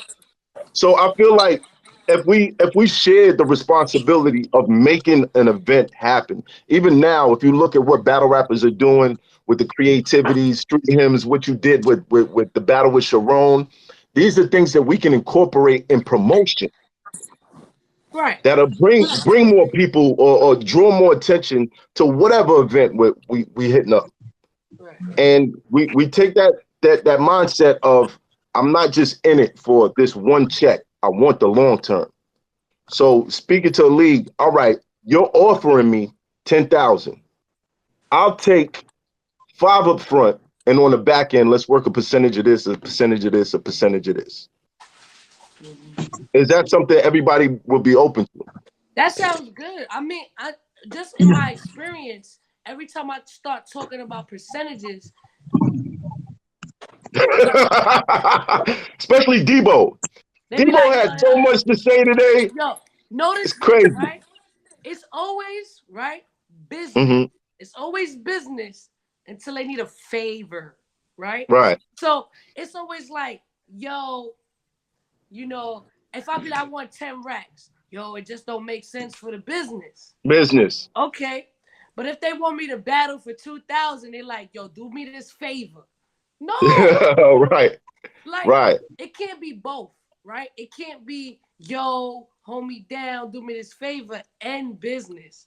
Like, we can't pick and choose when we want to do this. You know what I mean? Because if it's business, I'm going to treat this shit like business. Meaning there can't be no, you know, homeboy discount. Yeah, homeboy discount, or you know, just something I could think of off the back. When I paid this dude to do a video for me, right? He called me, was like, "Damn, my fault. I'm running late. You know, I had no babysitter for my son. I don't care about your son. That's not business. Right. That's not business. Right. Like, I don't want to sound like a bitch, but in business, there's no, I don't got nobody to watch my son. In business, it's like, hey, if I paid you to do this job and you didn't show up, you need to refund me my bread. Right. Like, Period. Period. So now, I think there's a fine line between good business and kind of like picking and choosing when it's really business. I think it depends on who it favors at the moment. You dig what I'm saying? So, Saga. What's up, man? Loso, I'm not sure. Are you still under contract? No, I'm not under contract anymore. My 2 years is up. Okay, Saga, you are still under contract. Yeah, I'm under contract. What is that like? In regards to what, money wise? No, money wise. How frequent or do you get matchups? Are you getting all the matchups that you want? Like, what does it entail to be under contract? So for me to be under contract, just to, I guess I could speak on, the general stuff that, doesn't really, dig too deep into business. But I signed for, like, I'll say, you kind of revisit it type of thing. But I signed a 2-contract deal where after every 2 battles, you keep on negotiating for your next price and things like that. So with that, I have a set agreement towards, a certain stage, whether it be big or volume or whatever, and then the band or so it's like, you have certain stipulations there. Yo, Street Hymns, you tap dancing on your phone, fam? Right. What you doing? Yeah, what you doing? We got that stipulation. I should have muted that joint. My bad. It's always negotiable. The price is always negotiable within the contracts. Like, let's say you get paid X amount of money for this certain battle, right? After the 2 battles is up, you can say, all right, I had fun with that one, but we going up at least another 2,000 or something like that. So, yeah, that's just the general standard of what I'm dealing with right now with that one. All right, now I know it restricts you from battling on certain stages. Yeah, it does. Okay, what stages in particular? He talking about Nigga said what stages in particular? Use your imagination. What? Nah, Math. Use your imagination. Yeah. Math, I tell you, like, even now that obviously my contract after the Gnome joint, it finished. It's been 2 years, yeah. So I'm obviously out of it, but I still get the same conversation. So for instance, like if I'm in conversations with another league to get on a big league and URL calls me right for a plate, and I let them know you already got such and such, they'll voice their opinion. They'll be like, yo, like they'll tell me straight up, like, look, we want to give you this, you know what I'm saying? But because you're battling, because you're entertaining this battle on RBE or KOTD, if you take that battle, those are the competing leagues. We're not necessarily gonna, and they don't want, and this was just a conversation they constantly always just told me, we don't want you taking URL battles on other places, right? So for instance, like me versus a K-Shine, right? Let's say like ARP offered us a bag for that. Like URL would do everything they can, and by everything they can, pay us sometime. But for me though, I love it, right? Because that means the bag is gonna get big. Because okay, you don't want me to take this battle over here. Well, they're paying me this amount of money. You guys either need to pay more than that or get a better situation. You know what I'm saying? Right. And that's why I love the fact that I know people don't like it. People think like, oh, URL and KOTD. I love it because it's great for the consumer and it's kind of great for us. You know what I'm saying? Yeah. The fact that ARP is throwing big events, KOTD is throwing big events, and URL is throwing big events for the battle. I love it. I'm like, oh, you want a LOSO versus Twerk battle? I bet this is what you need to do to get the LOSO versus Twerk battle, right? And because this battle could touch any stage. You know what I'm saying? Like, and make noise. That's how you kind of got to look at it, bro. If they're not fighting for you, if they're not fighting, like if they hear, oh, K-Shine is about LOSO's about to battle K-Shine, and they're not hitting LOSO's phone, like, hey, listen, we'll book it over here. If they're not fighting for you, then they don't want you around like that, bro. I'm gonna be honest. Right. LOSO, I was gonna say, what happened to your joint with social distance with Snake Eyes? That situation, I mean, saying like for instance, I'll tell you straight up, ARP. I don't know if anybody else here was getting off, but ARP came and he wanted me to do the Snake Eyes battle, and I told him yeah, and but I told him, I said, because I kind of got a good relationship with him. I said, yo, what about this price? And he came back and was like, bro, we're only paying, I said, we're only paying $100. You know what I'm saying? We're only paying $100 for these video battles. And I was like, what? And so when he said that, I was just like, man, for Snake Eyes, bro. And so unfortunately though, when we was in the conversation, I told him yes. After that though, I was not I didn't want to battle Snake. I was looking at it. I was like, now he didn't give you the bread up front. There was no bread exchange. There was you got to submit your footage first. Yeah, there was really nothing. Like there was no, there was nothing, right? He ended up obviously putting the fly out, but there was no like contract, no money, nothing like that. And so on Monday, when he contacts, Charlie Clips hits me up Sunday night, I want to say, and tells me about the 2-on-2 award. I called Ward immediately. I said, yo, Clips wants to do this, and he's paying us X amount of dollars. We was like, what? Click, bet. You know what I'm saying? Yeah. ARP hits me back. It was like, yo, where the footage? I said, yo, bro, I'm not going to do it. He said, look, what if I extend the timeline to Wednesday? I said, well, I definitely can't do it because I'm already committed to something else. And so obviously once I was already committed to something else, it just wasn't. And he was already upfront that like, yo, if you don't do the battle, I'm still gonna let such and such just put out a send shots. Same thing with the Cortez and 40 cal battle. You know what I'm saying? Same thing with the show off and whoever he was battling, Head Ice. You know what I'm saying? If you don't do the battle, I'm still gonna let your opponent put out. It's just gonna be a send shots joint. So it was. But also, he let him know around day 2. Like the moment we got offered, it was like the next day he already knew. So it wasn't like the day before the battle got released, right? It was like the second, third day. You already let ARP know, right? No, me and ARP didn't hit me up till the footage was due. When he hit me up when the footage was due, I told him, I was like, look, bro, I can't do it. That was like day 2 or 3. Huh? He hit us up on like a Wednesday, and it was like Friday, right? He hit me up. Yeah, he hit me up late in the game, and he told me he needed it by Saturday. But that's what it was, Saturday. Yeah. But my thing is like, I didn't talk to him until he wanted the footage, though. You know what I'm saying?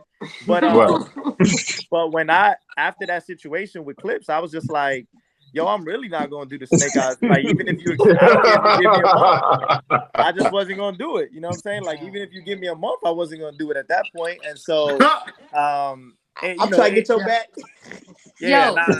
So that didn't work out. Talked about this. That didn't work out, bro. That didn't work out. It was what it was. I told Cortez too. Like, even when with the Cortez, well, his situation was a little different than mine. But I told her, and obviously ARP was upset about that situation. But I kind of just said, I was like, yo, I just didn't see it beneficial for it, and you kind of got to understand it. And for me, as the battler, I know he's upset as a league owner. Like, dang, bro, Snake Eyes and LOSO. I was gonna put that. I was just like, yo, it was what it was, bro. A better situation is here. Even though you may have wanted that, I'm just letting you know. Like, and I know Snake Eyes thought, because he was going on Twitter trying to say a couple of things at first, because he didn't necessarily know the situation. He thought it was, oh, they blocking my battle, and I told him, I said, like, he hit me up privately after he saw the Charlie Clips joint. He hit me up later and was like, look, I want you to know, like, I jumped the gun. I thought, such and such. So he apologized for it, but I can't blame, because obviously he has this situation going on with URL. So those assumptions are obviously correct on his end. But at the end of the day, bro, I'm gonna do, like, especially with this quarantine situation, bro.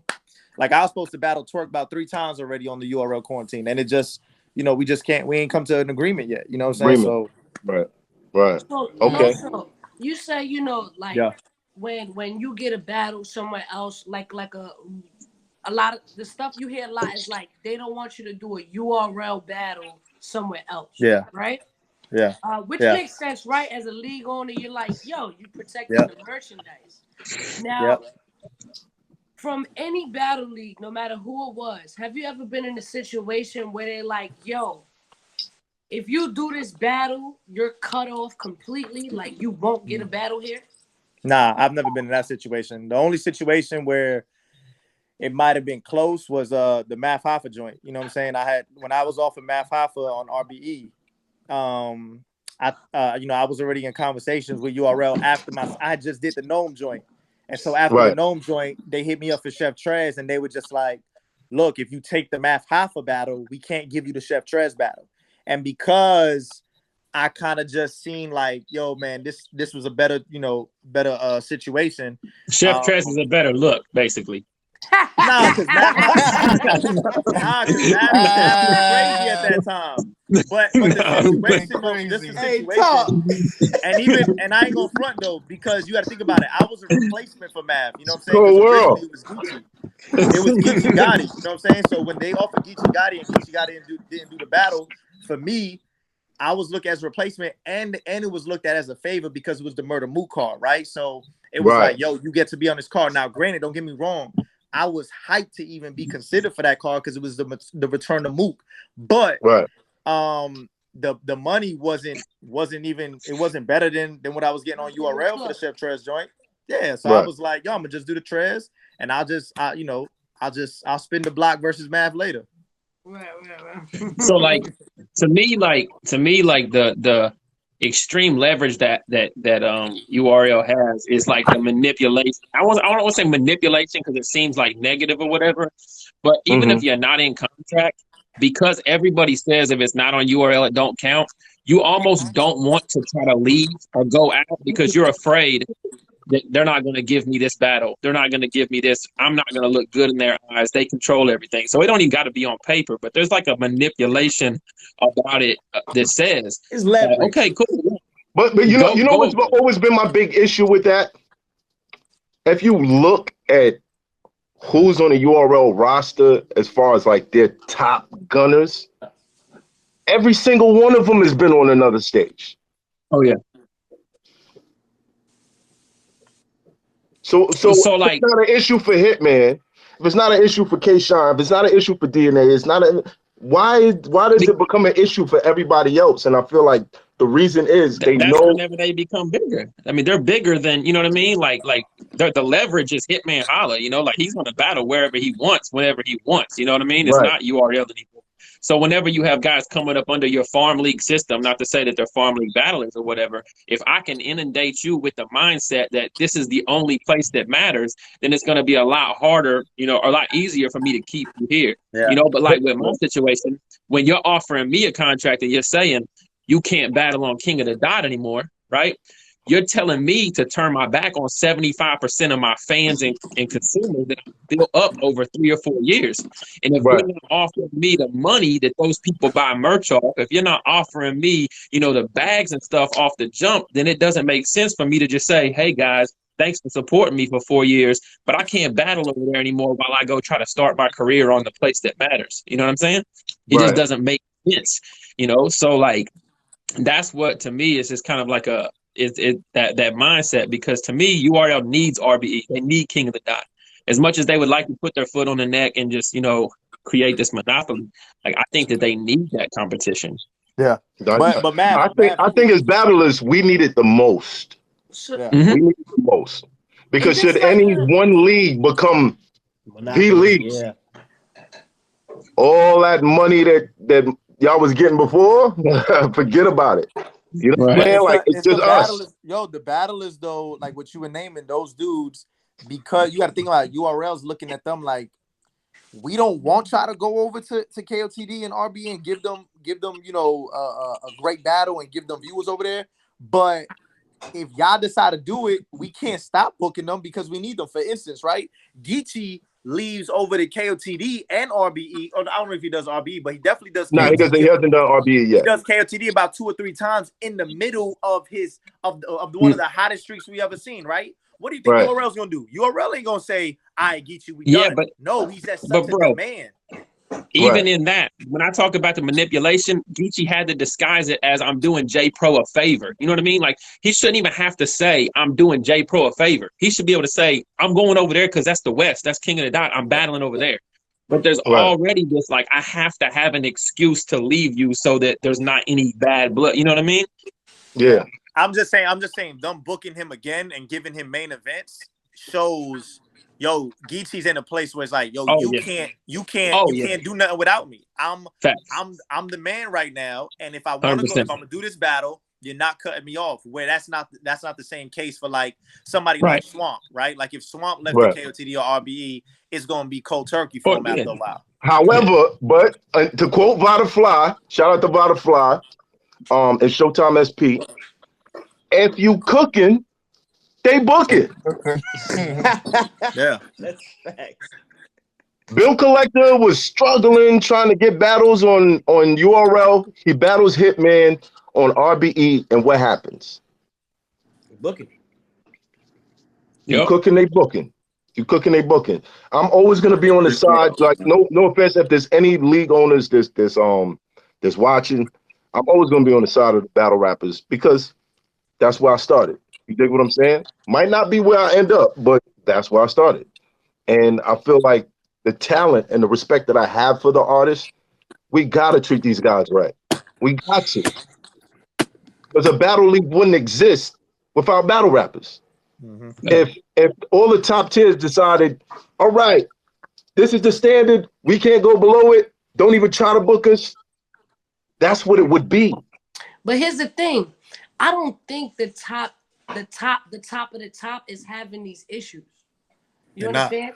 I think the people who suffer are like the mid-tier to low tier that's really getting the short end of the stick, because Surf is going to get what he wants. Geechee is going to get what he wants. Lux is going to get what they want, and it's just going to be that way. To get 40K for one battle is but it's still a process for them.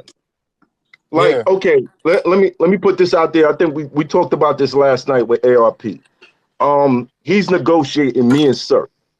Surf gets all the information, then he goes to URL and says, look, this is what they offering me.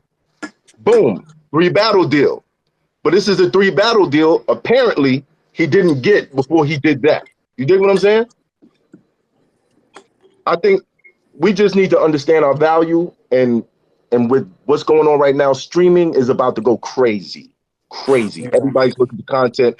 I've been sending proposals out to people saying, look, when this is said and done with this whole quarantine thing, battle rap is going to be on the rise because everybody's home watching right now. Everybody.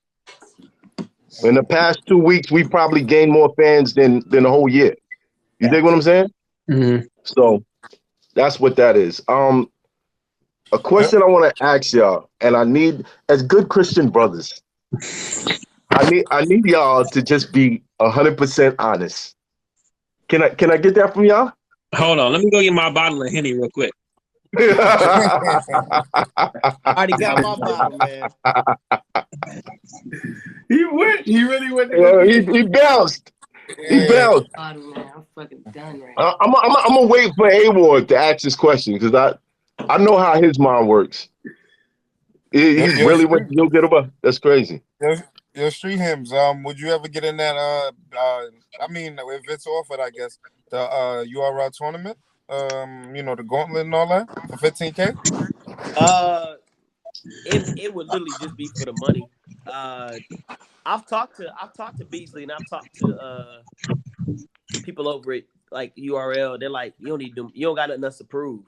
Like as much as the fans try to make this narrative, if you talk to the people that actually have say over there, it's like they know that I don't have to do no more PGs. It's really just they're looking for the right matchup and the right timing.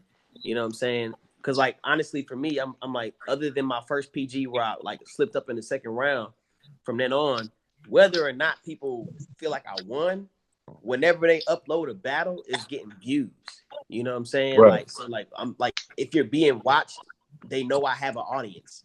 You know, right. And my thing is, here's one thing that, because somebody tried to tell me like, yo, like you're struggling right now as like the lowest horseman and stuff like that. And I was like, look here, name me a writer. We talk about pens who came in my class or after that has a bigger name than me. She tried to name off people. I'm like, nope. Try to name off Excel. I said, me and Excel battled the same person in the same league. Look at our views. My joint was at 15,000. His was at like 3,000. Right. She tried to name off Reaper Rail. She tried to name off naming off people. I'm like, no. Look at the little league battles we do and see if they can do numbers outside of URL. Right. I have the biggest name as a writer when it comes to the pen. So don't try to put something on my name just because I go to URL and it's like, oh, URL don't give me love. I got love for battle rap outside of this platform. Right. You know what I'm saying? So you talk about writers? How about that? And writers Talk your ish. Yeah. Ish. Yeah. You know what I'm saying? Ish. So if I did that, it would literally just be for the money.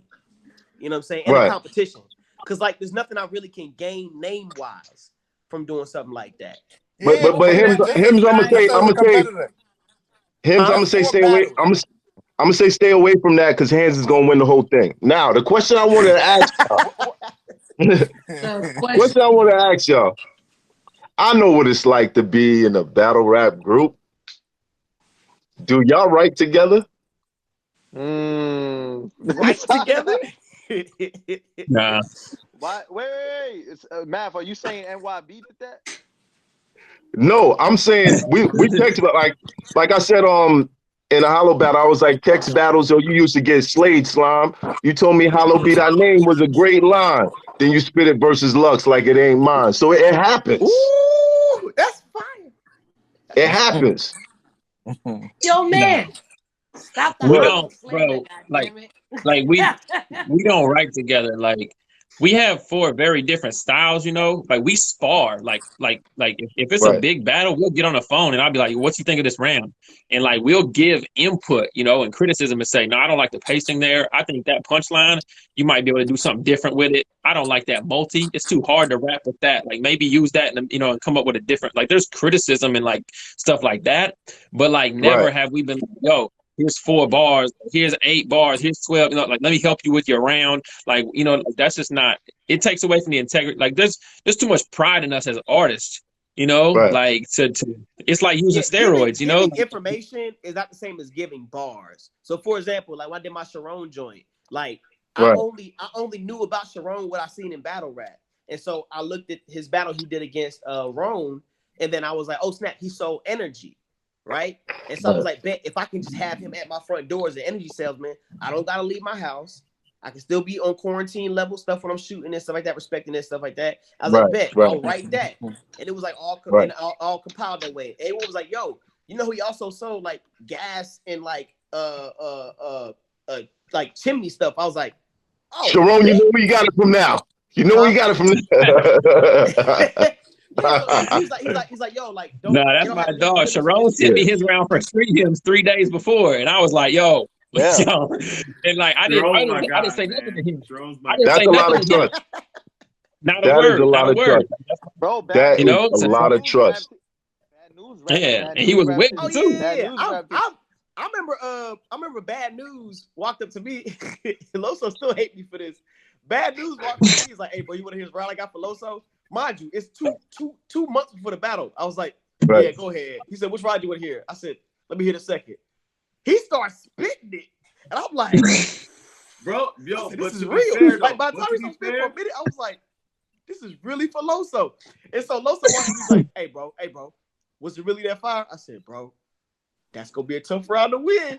He said, nah, bro. Like, yo, to be fair, though, but to be fair, I never heard. Me and Danny is super cool. Like, I heard his first round for A-Ward. You know what I'm saying? Like, I heard. Wait. We don't do that. We can't do that. We don't do that. We don't mess up. Y'all way better than me. Because if Cortez heard one ball from this bitch, and he don't tell me, I'm gonna fuck his ass. I told A-Ward straight up, like, yo, like I told A-Ward though, I told A-Ward straight up, like, yo, I heard Danny's round, bro. Like, yeah. So here's the thing though, like I would not want to know. You know what I mean? Like it would psych me out way more knowing it. I'm dead serious, bro. It would psych me out. Like it really would. Y'all better than me. Nah, it really would. I do agree though with like Math and Misfit as far as like, cause I ain't gonna front when Street Hymns told me he heard Bad News, right? I was just like, what was funny about it? You know, you gonna tell me? You gonna tell me? Let me spit my second. You think I Street was just quiet? You know what I'm saying? Just kept it like, but. I mean, I don't know if I ever heard one of their opponents' rounds, man, but I do know. Oh no, I heard some Don Marino stuff, you know, for Saga and stuff. But you know, it was never just told me that. You ain't never told me. You know,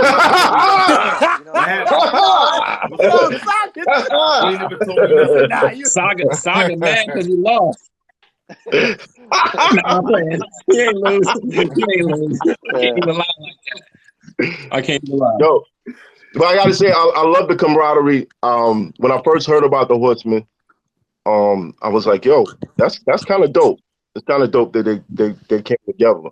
And even though I was skeptical, way skeptical in the beginning about any, like when I first met Saga, and he was like, but I'm a Christian. I was like, what? You remember that day in the city? And where was he at? That was when they had battles on a Sunday in that spot, and we all was outside afterwards. I was sitting by the door when I came in. I wasn't even sure they was gonna let me in at the time because there was crazy stuff going on. But I remember the first time I met you was like, yo, you know what I'm saying? Da, da, da, da. And yeah, I just had a dope battle, but I'm a Christian. And I was like, you're a Christian? What you mean? You know what's crazy? You know what's crazy, bro? Do you remember the day that Tay-Rock and Shotgun Suge battled outside? Yeah. I was there. You was there? I was there. Wow. I met you then. You know what I'm saying? Like, wow. I was a fly on the wall back then. Like, look, watch. If you watch Shotgun Suge's rounds around he said something like, I catch him at the Burger King, blah, blah, blah, and all that.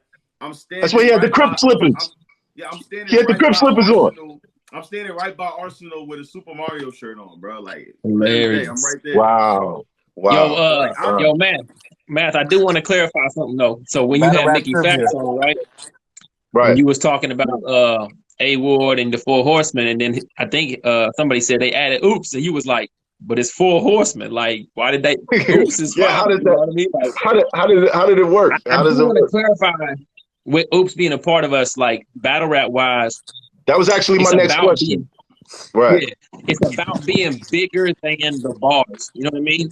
Right. And just because Oops doesn't share the same theological, beliefs or ideas that we have per se, like Oops is about community impact. He's about being bigger than the bars. He's about going out and affecting people's lives on a positive note. And that's why we felt like, building with Oops and bringing him to, we just call ourselves the Horsemen when it comes to battle rap. We'll go do church events and stuff together as the Four Horsemen IV. But does Oops go? Do what? Does Oops go to those events? He has not, no, and he said that he probably wouldn't try to fake it and be out there with it. You know what I mean? Like he does, right? Pray for the horses. But y'all respect it, yeah. But yeah, but that's the reason why we felt like he was a good fit, just because like it's like LOSO kind of monikered the phrase or whatever, impact over impress, and that's really kind of like what we really tend to, as artists. So. Well, I get it. Saving lives is kind of saving lives. You know what I'm saying? I get it. And he was really like we talked to him. He was seeking brotherhood, and like he's like, yo, man, like I appreciate what y'all got going, man, and I want to learn. He's like, can I get with y'all? You know what I'm saying? Like, and he reached out to us, and I was like, yo, anybody that's seeking this, you know what I'm saying, already has the positivity behind the message. Definitely more vulgar than all of us combined. But at the end of the day, like obviously, you know what I'm saying? Right. That's we couldn't have him in like a battle versus Saga in the church. So bad. Like y'all ever go on tour? I know he ain't gonna be with y'all after the show is done. So he might be the security. He might have him as security. Nah, but we appreciated the fact he was open, he was genuine, and he like I said, he wants to learn. You know what I'm saying? And so for us, it's like yo, like if you're really about it, bro, like what's up? And so he shared each other's contacts. Like we talk about not only just like battle rap stuff, it's really personal, stuff we can't talk about on camera. And it's reciprocated too, though. We want to learn too. You know what I mean? Like we're not so like stuck in our belief. We're like we look at him like some guy that wants to, learn. Like I want to know. I live in the same, I battle out of the same state as Oop. We're in Missouri. I'm in Kansas City. He's in politics. We want to learn how to be on the front line for our perspective, beliefs and how to stand up and do those types of things too. So he provides that to the group as well. So. All right, cool. Yo, Misfit, you want to text your peoples? Text your peoples. All right. All right. It's about to get spooky. Y'all might want to. We gonna wrap this up. You ain't doing some Tory Lanez type stuff on here, are you? No, it's about to be battle rap after dark, baby. We acting out. I don't know what. It's about to be battle rap after dark.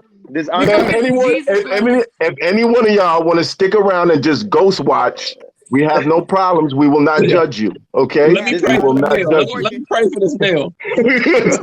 Pray for me. That's kind of why I didn't want the two groups to like come in at the same time, because I was like, nah, they're gonna be like, no, why are you doing that, sister, that's not a good thing.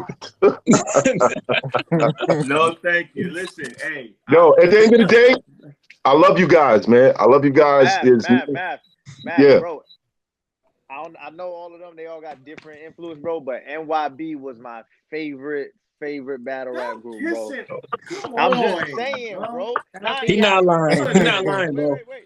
I'm gonna tell you this, bro. Cortez, and obviously, when I heard about anybody who was Hispanic, bro, I was the biggest. Bro, I was just at home, just watching Cortez and Misfit rooting for them, bro. Like every single time, bro. So like for me, you know what I'm saying? Like NYB, that whole when St. Luke, when Midwest movement came in, bro, I wanted y'all to kill them so bad, bro. Yeah. I was, you know what I'm saying? I was on that way. I know A4 was all Averb and Hitman Holla, but that's dope. For me, bro, I was not, bro. I'm from Tennessee, man. I grew up in the South. I started watching battle rap in Tennessee, man. I started battling in Kansas City. So, like, Bill Collector and Hollow were my favorite battlers, like, growing up or whatever. But, you know, the versatility.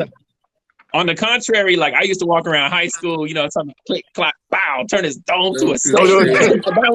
That was the number one, bro. For me. This guy A-Ward, man. That's why I'm never gonna battle you, bro. I'm not. Yo, but I do want to say, we love what you're doing. You know, our prayers, our positive everything is behind you, bro. Like a media from like you say, you for the battlers. You know, like I love media that can understand, you know, what it means to be non-biased and not push agendas to, you know, and that's not shots at anybody, but just coming from you, like I know it's genuine, it's authentic, you're the right dude for the job, and Misfit and Knowledge and everybody that you have on the show. Like I enjoy all your personalities and how they mesh together and everything. So man, keep it up, bro. The team. You already. Thank you, sir. Thank you. Hold on, wait. I just want Misfit. Can you please just tell them that me, you, Cortez, Latin battle rappers have it the hardest in this whole culture. Yo, hold on. Cut it out. Cut it out. Why you leave out? Cut it out, man. Cut it out. Cut it out. We're not doing this. Cut it out. We're not doing that. No, we're not. Look, LOSO, look. Being that we got this new format, we're gonna be doing these pretty often. Anytime you want to chime in, we could get a whole bunch of y'all in here and we could just discuss it. We're not doing that. You're not going to do that. Bro, he always You're not going to leave me out of the conversation, all right? Y'all don't get pat down the same way that we do. Y'all don't get pat down. Exactly. Try being white. Only I ain't got nothing for you. Right now, okay? I mean Latino. That's right. Nah, but I think that's a good conversation to have a whole show on. Where me, you, Cole could be on, my SAGA, RX, Dharma. Nope. Jay Murder. Nobody's gonna watch that, Miss. Nobody's gonna watch it. Why would nobody watch that? That's interesting. Because you know what? With the exception of LOSO, the rest of y'all don't even speak Spanish in y'all battles. Yo, man. This dude LOSO just told us he did his PG on Gnome, and then he said, "Who has it the hardest? Latinos." Knowledge, Misfit, Math. Exactly. LOSO is the greatest example of y'all don't. What do you mean? Somebody real quick. Y'all all talking at the same time. You've been talking to LOSO. I want to introduce you to somebody. His name is WOSO, right? So, woe is me, LOSO. We call him WOSO. No. mean? My first PG was at noon. What are you talking about? You don't know the struggle. Like, shut up. Now we do have it harder. No, y'all have it harder. I'm Puerto Rican too. We do. We do. Y'all have it harder. He does not. He does not. Pointing to the thing like it's different on everybody's. Yeah. Okay, real quick, everybody. Wait. Let me just say, me, Misfit, Core, like Don, like my verse, like y'all don't understand. Like it's an uphill battle for us every battle. I'm Spanish, bro. What is he talking about? It's an uphill battle. Time out. Yo, I'm gonna tell y'all something. I told Cortez, speak Spanish. Hold on. I told Cortez, speak Spanish. Speak Spanish in your battles. Speak Spanish in your battles. He did that the first round versus Twerk and smoked crazy. Yeah, but Smoked them. So here's the thing, right? Oh, do the cha-cha. But that's being funny, right? Are we, we're not saying, in order for you to win a battle, speak patois. Sit your ass down, nigga. Bomba claro, me do it anyway. Me don't care. It's like, you wanted to do the reverse dance? Do the cha-cha, Wale. Just do the cha-cha. No. Yo, Fit, I'm telling you, do the cha-cha. If you do the cha-cha, son. Yo, you're doing reverse racism right now, bro. No. You are reverse racism. You're being bad racist. I got Spanish kids. I'm not racist. You got Spanish kids. What? That's like saying my boyfriend's black. You be getting tight with that, Loso. No, it's not. No, it's not. That's the equivalent. No, I got a black friend. First of all, I got a black friend. I have a black friend. Ain't that what Prophet said in his URL battle, though? You remember when Prophet said, "My kids and are they black." Let him slide. And they let him slide. They let him slide. Math, it should tell you something though that Cortez is one of, like, you got to think about it, bro. That Hitman Holla battle, then they used him first to battle Marv 1 when they was charging people $2. You know what I'm saying? Like, he has literally trailblazed a whole movement, right? To help with, obviously, to help with all of y'all. But right now, he's not respected, bro. And I think, and honestly, a lot of that has to do with him being Hispanic. I don't think so. Because Loso, you ain't having the same problem. You're not having the same problem. I think that all of us. I think that has to do with just situations in media that kind of paint a picture. You feel what I'm saying? Like, I feel like a lot of people in the beginning got it rough, and if every battle rapper is on social media, you're gonna feel like the most hated because you're on social media and you're just gonna get that smoke. To me, Tez is a legend, bro. But when I say that, people laugh. Definitely, right? But they laugh. Yes. Well, I mean, refer those people to me, and I'll let them know. I wouldn't say not like I wouldn't talk everything up to just being Hispanic, right? Whatever, or Latino, because it's not Spanish. I'm not Spanish. We're Latino. Facts. Right. So I wouldn't chalk it up to that, but I would definitely say like a lot of things do come from that. Like, I feel like even if you look at the comments and shit, you be like they'll say, "Oh, cool, you trying to be black." Mm-hmm. What? You can't pay attention to the comments, man. You can't pay attention to the comments. True. People that tell me, Math, you're not really Jamaican. Yeah, but I'm saying, it's a lot of the narratives are painted based on commentary, what people say. All right, Misfit. Put together your 4, your 5, and we're gonna have this conversation. We got to have this conversation. Let's get it. White, let's get it. Christian, and I'm from the South. Word. So we gonna have an episode where we talk about this, and I would really like to hear from my people how they feel about it. Okay, Woso, Mr. PG Dome, you are invited. Okay, all right. Now, real quick before we get up out of here. Best win. You see what I'm talking about, Street? What happened? What are we talking about, bro? What happened? Saga is 100% Puerto Rican, and he thinks everybody should know it, and he feels left out when people. Bro, that's what you said this whole time. Are you? That's what I've been saying this whole time. Like, are you? ¿Qué pasa? See, Misfit, you see how you just overlooked him? You see how you just did him, Misfit? That's not right, B. That's not right. Every time he says it, they laugh.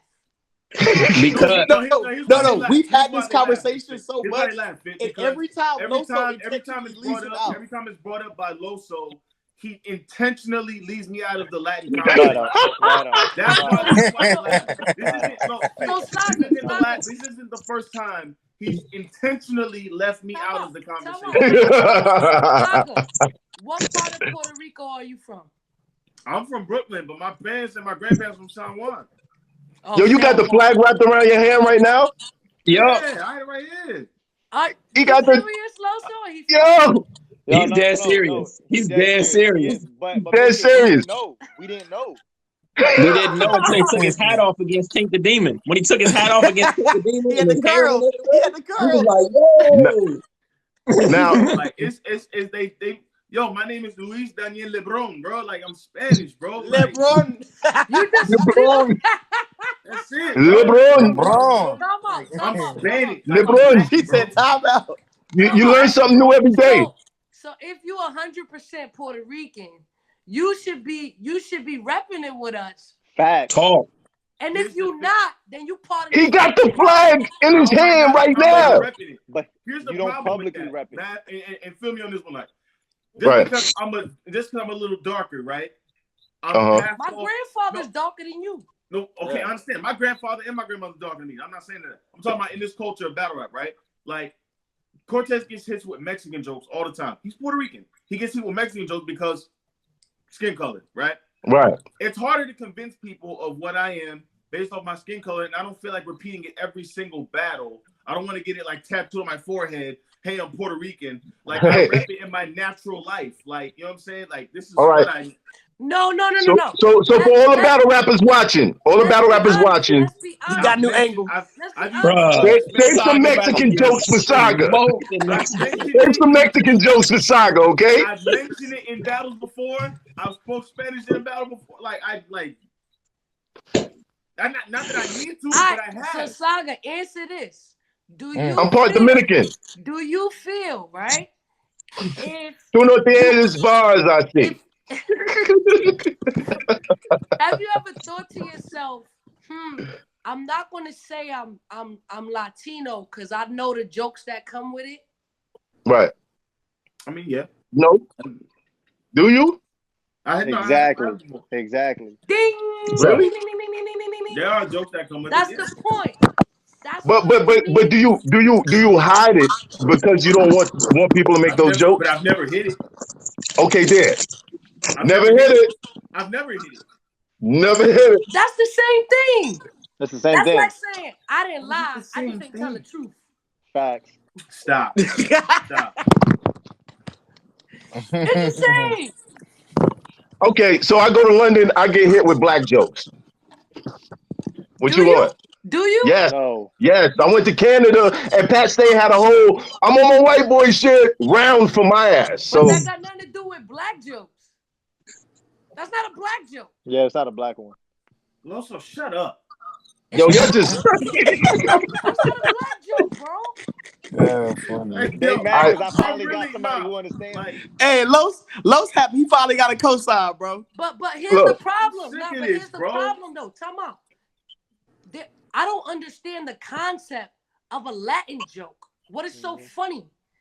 That's a fact. That's the problem. Answer it, man. That's what I'm saying. I think what's funny is the ignorance. We kind of like laugh at the ignorance of it. This person is not Mexican, but you got nothing but Mexican bars for him. Even if I was Mexican, what's the problem? Arson called white people crackers. What's the problem? So one thing I did hear Saga say was it's just something that people do. Yeah. If you watch Saga versus Don Marino, he was like, "Yo, why do you have to shame your people to even you have to shame your people to mention them?" He said, "I would never do that."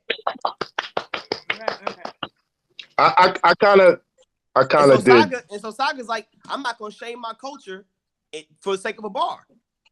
What you mean shame him?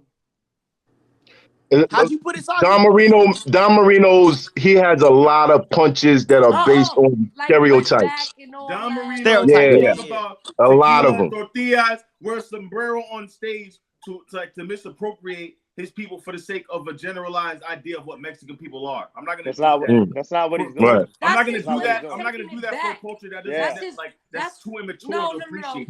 You see, I knew this was gonna happen. Misfit, pick your 5. Add Don Marino to the list. Okay? That's his way of taking back the power. The same way people say they're taking back the N-word. He takes back everything else. So before you call him a wetback, he's going to take that stereotype and slap you with it.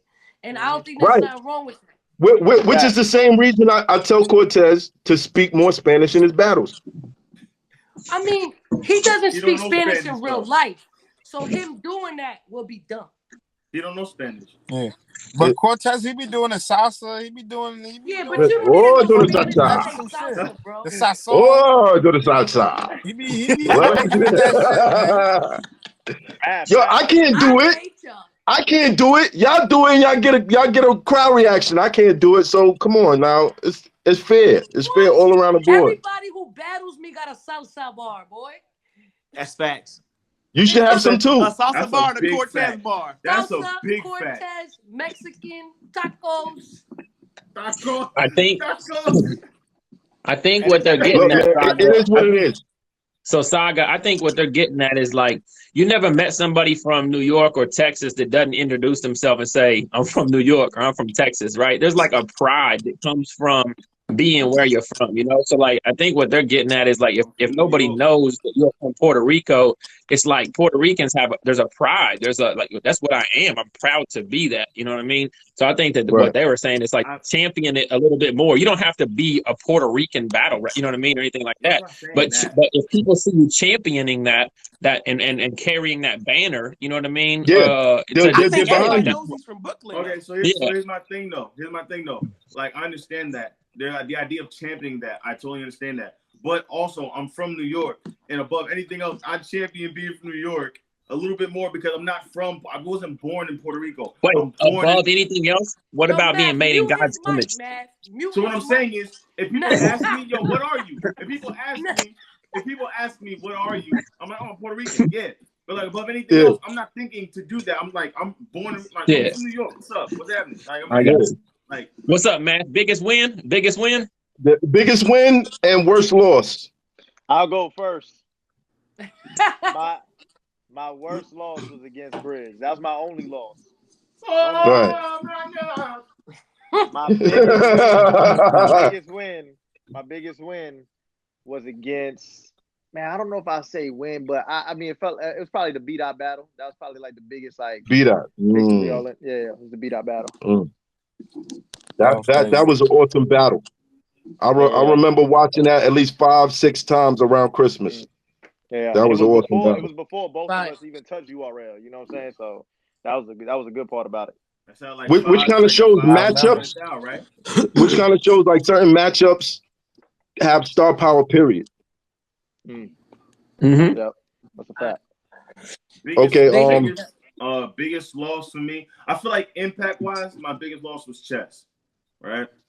But because people say I got bodied by it. I don't believe. No, here's my thing. I'm talking impact wise because I don't feel like I got bodied, right? But it definitely left a mark where people just won't let it go away. But I feel like my biggest loss, like technical loss, I feel like my biggest loss was T-Top. You know what I mean? That's a clear. You know, the judges said, "Boom, we got him winning." Boom. But, that's what it is. Yeah, biggest win. I feel like my biggest win. And this is just me. I feel like I haven't really lost for a very long time, but I say my biggest win was against Rum Nitty.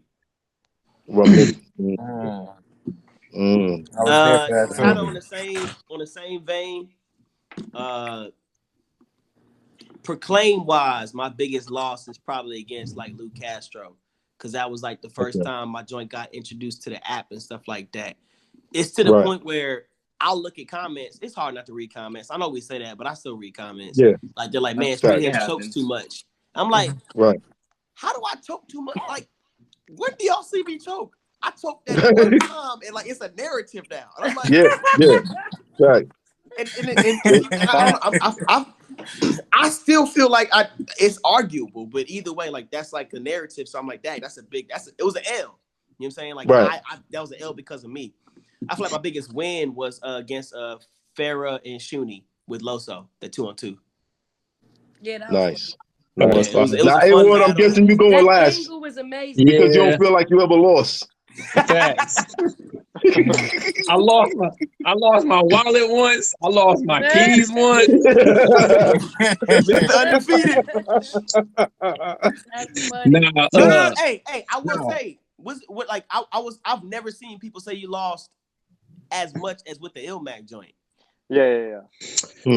Yeah, I would say that Ilmac or DNA are the only two that you could really find a following for each of their guys. And Ilmac and DNA are two names that I battled DNA my 8th battle ever. So like I don't have a big following, and I'm battling DNA, and he's the most viewed battler in the world with Arsenal at the time. So I expected like the polls to be, this recent Ilmac battle, since I've gotten a lot bigger or whatever.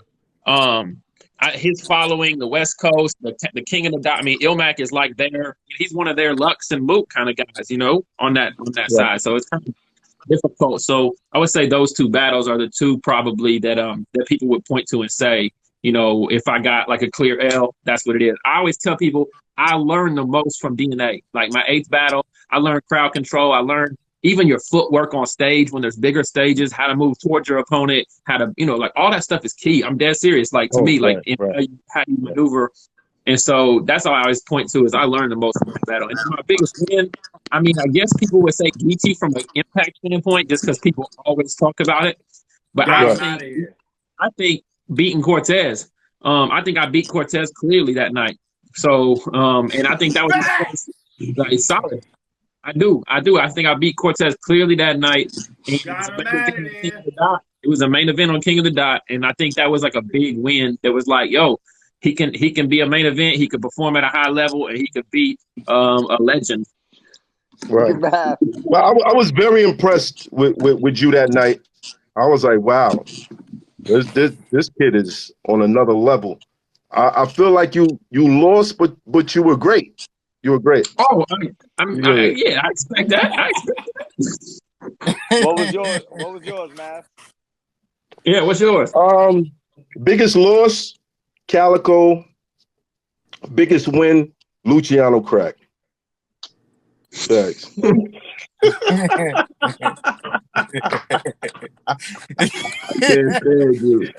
not gonna answer that question because y'all know what I'm gonna say. And people gonna be like, he never stops talking about.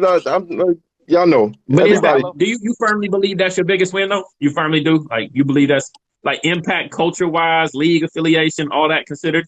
I feel like the L's that I took, people, it was shocking because not that many people believed that those people could beat me. Yeah. This was a situation where I felt like 99.99% of everyone felt like I was going to lose. Yeah.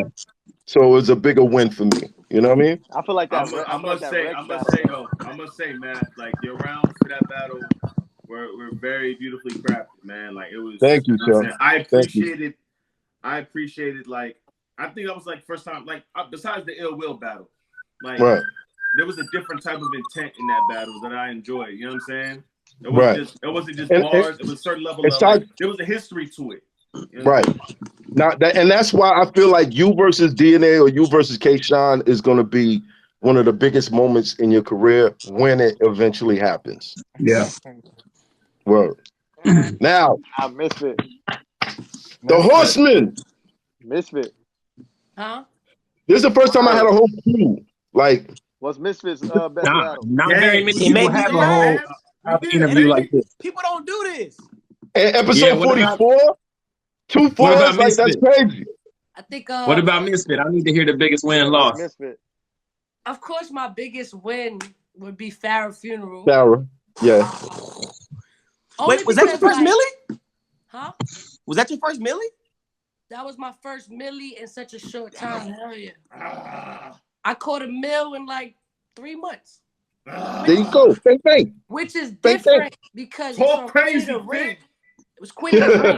You know what I mean? It wasn't URL. It wasn't RBE. It was Queen of the Ring, and that just has never been done on Queen. Yeah, they don't average that. Yep. Yeah. Right. Right. So I think that was my biggest win. Just because it was weird because I ain't battled in 5 years and people was like, I'ma lose. And I was just like, damn, like. Right, exactly. Exactly. Same feeling. Confidence. Did y'all forget who the fuck you worked that stage so well? I was like, I could not tell you took a day off. But that's like I had to do that. I was like, look, I have to be flawless, like, and just have fun with this. Not even look angry, just look like you're pathetic. And it worked.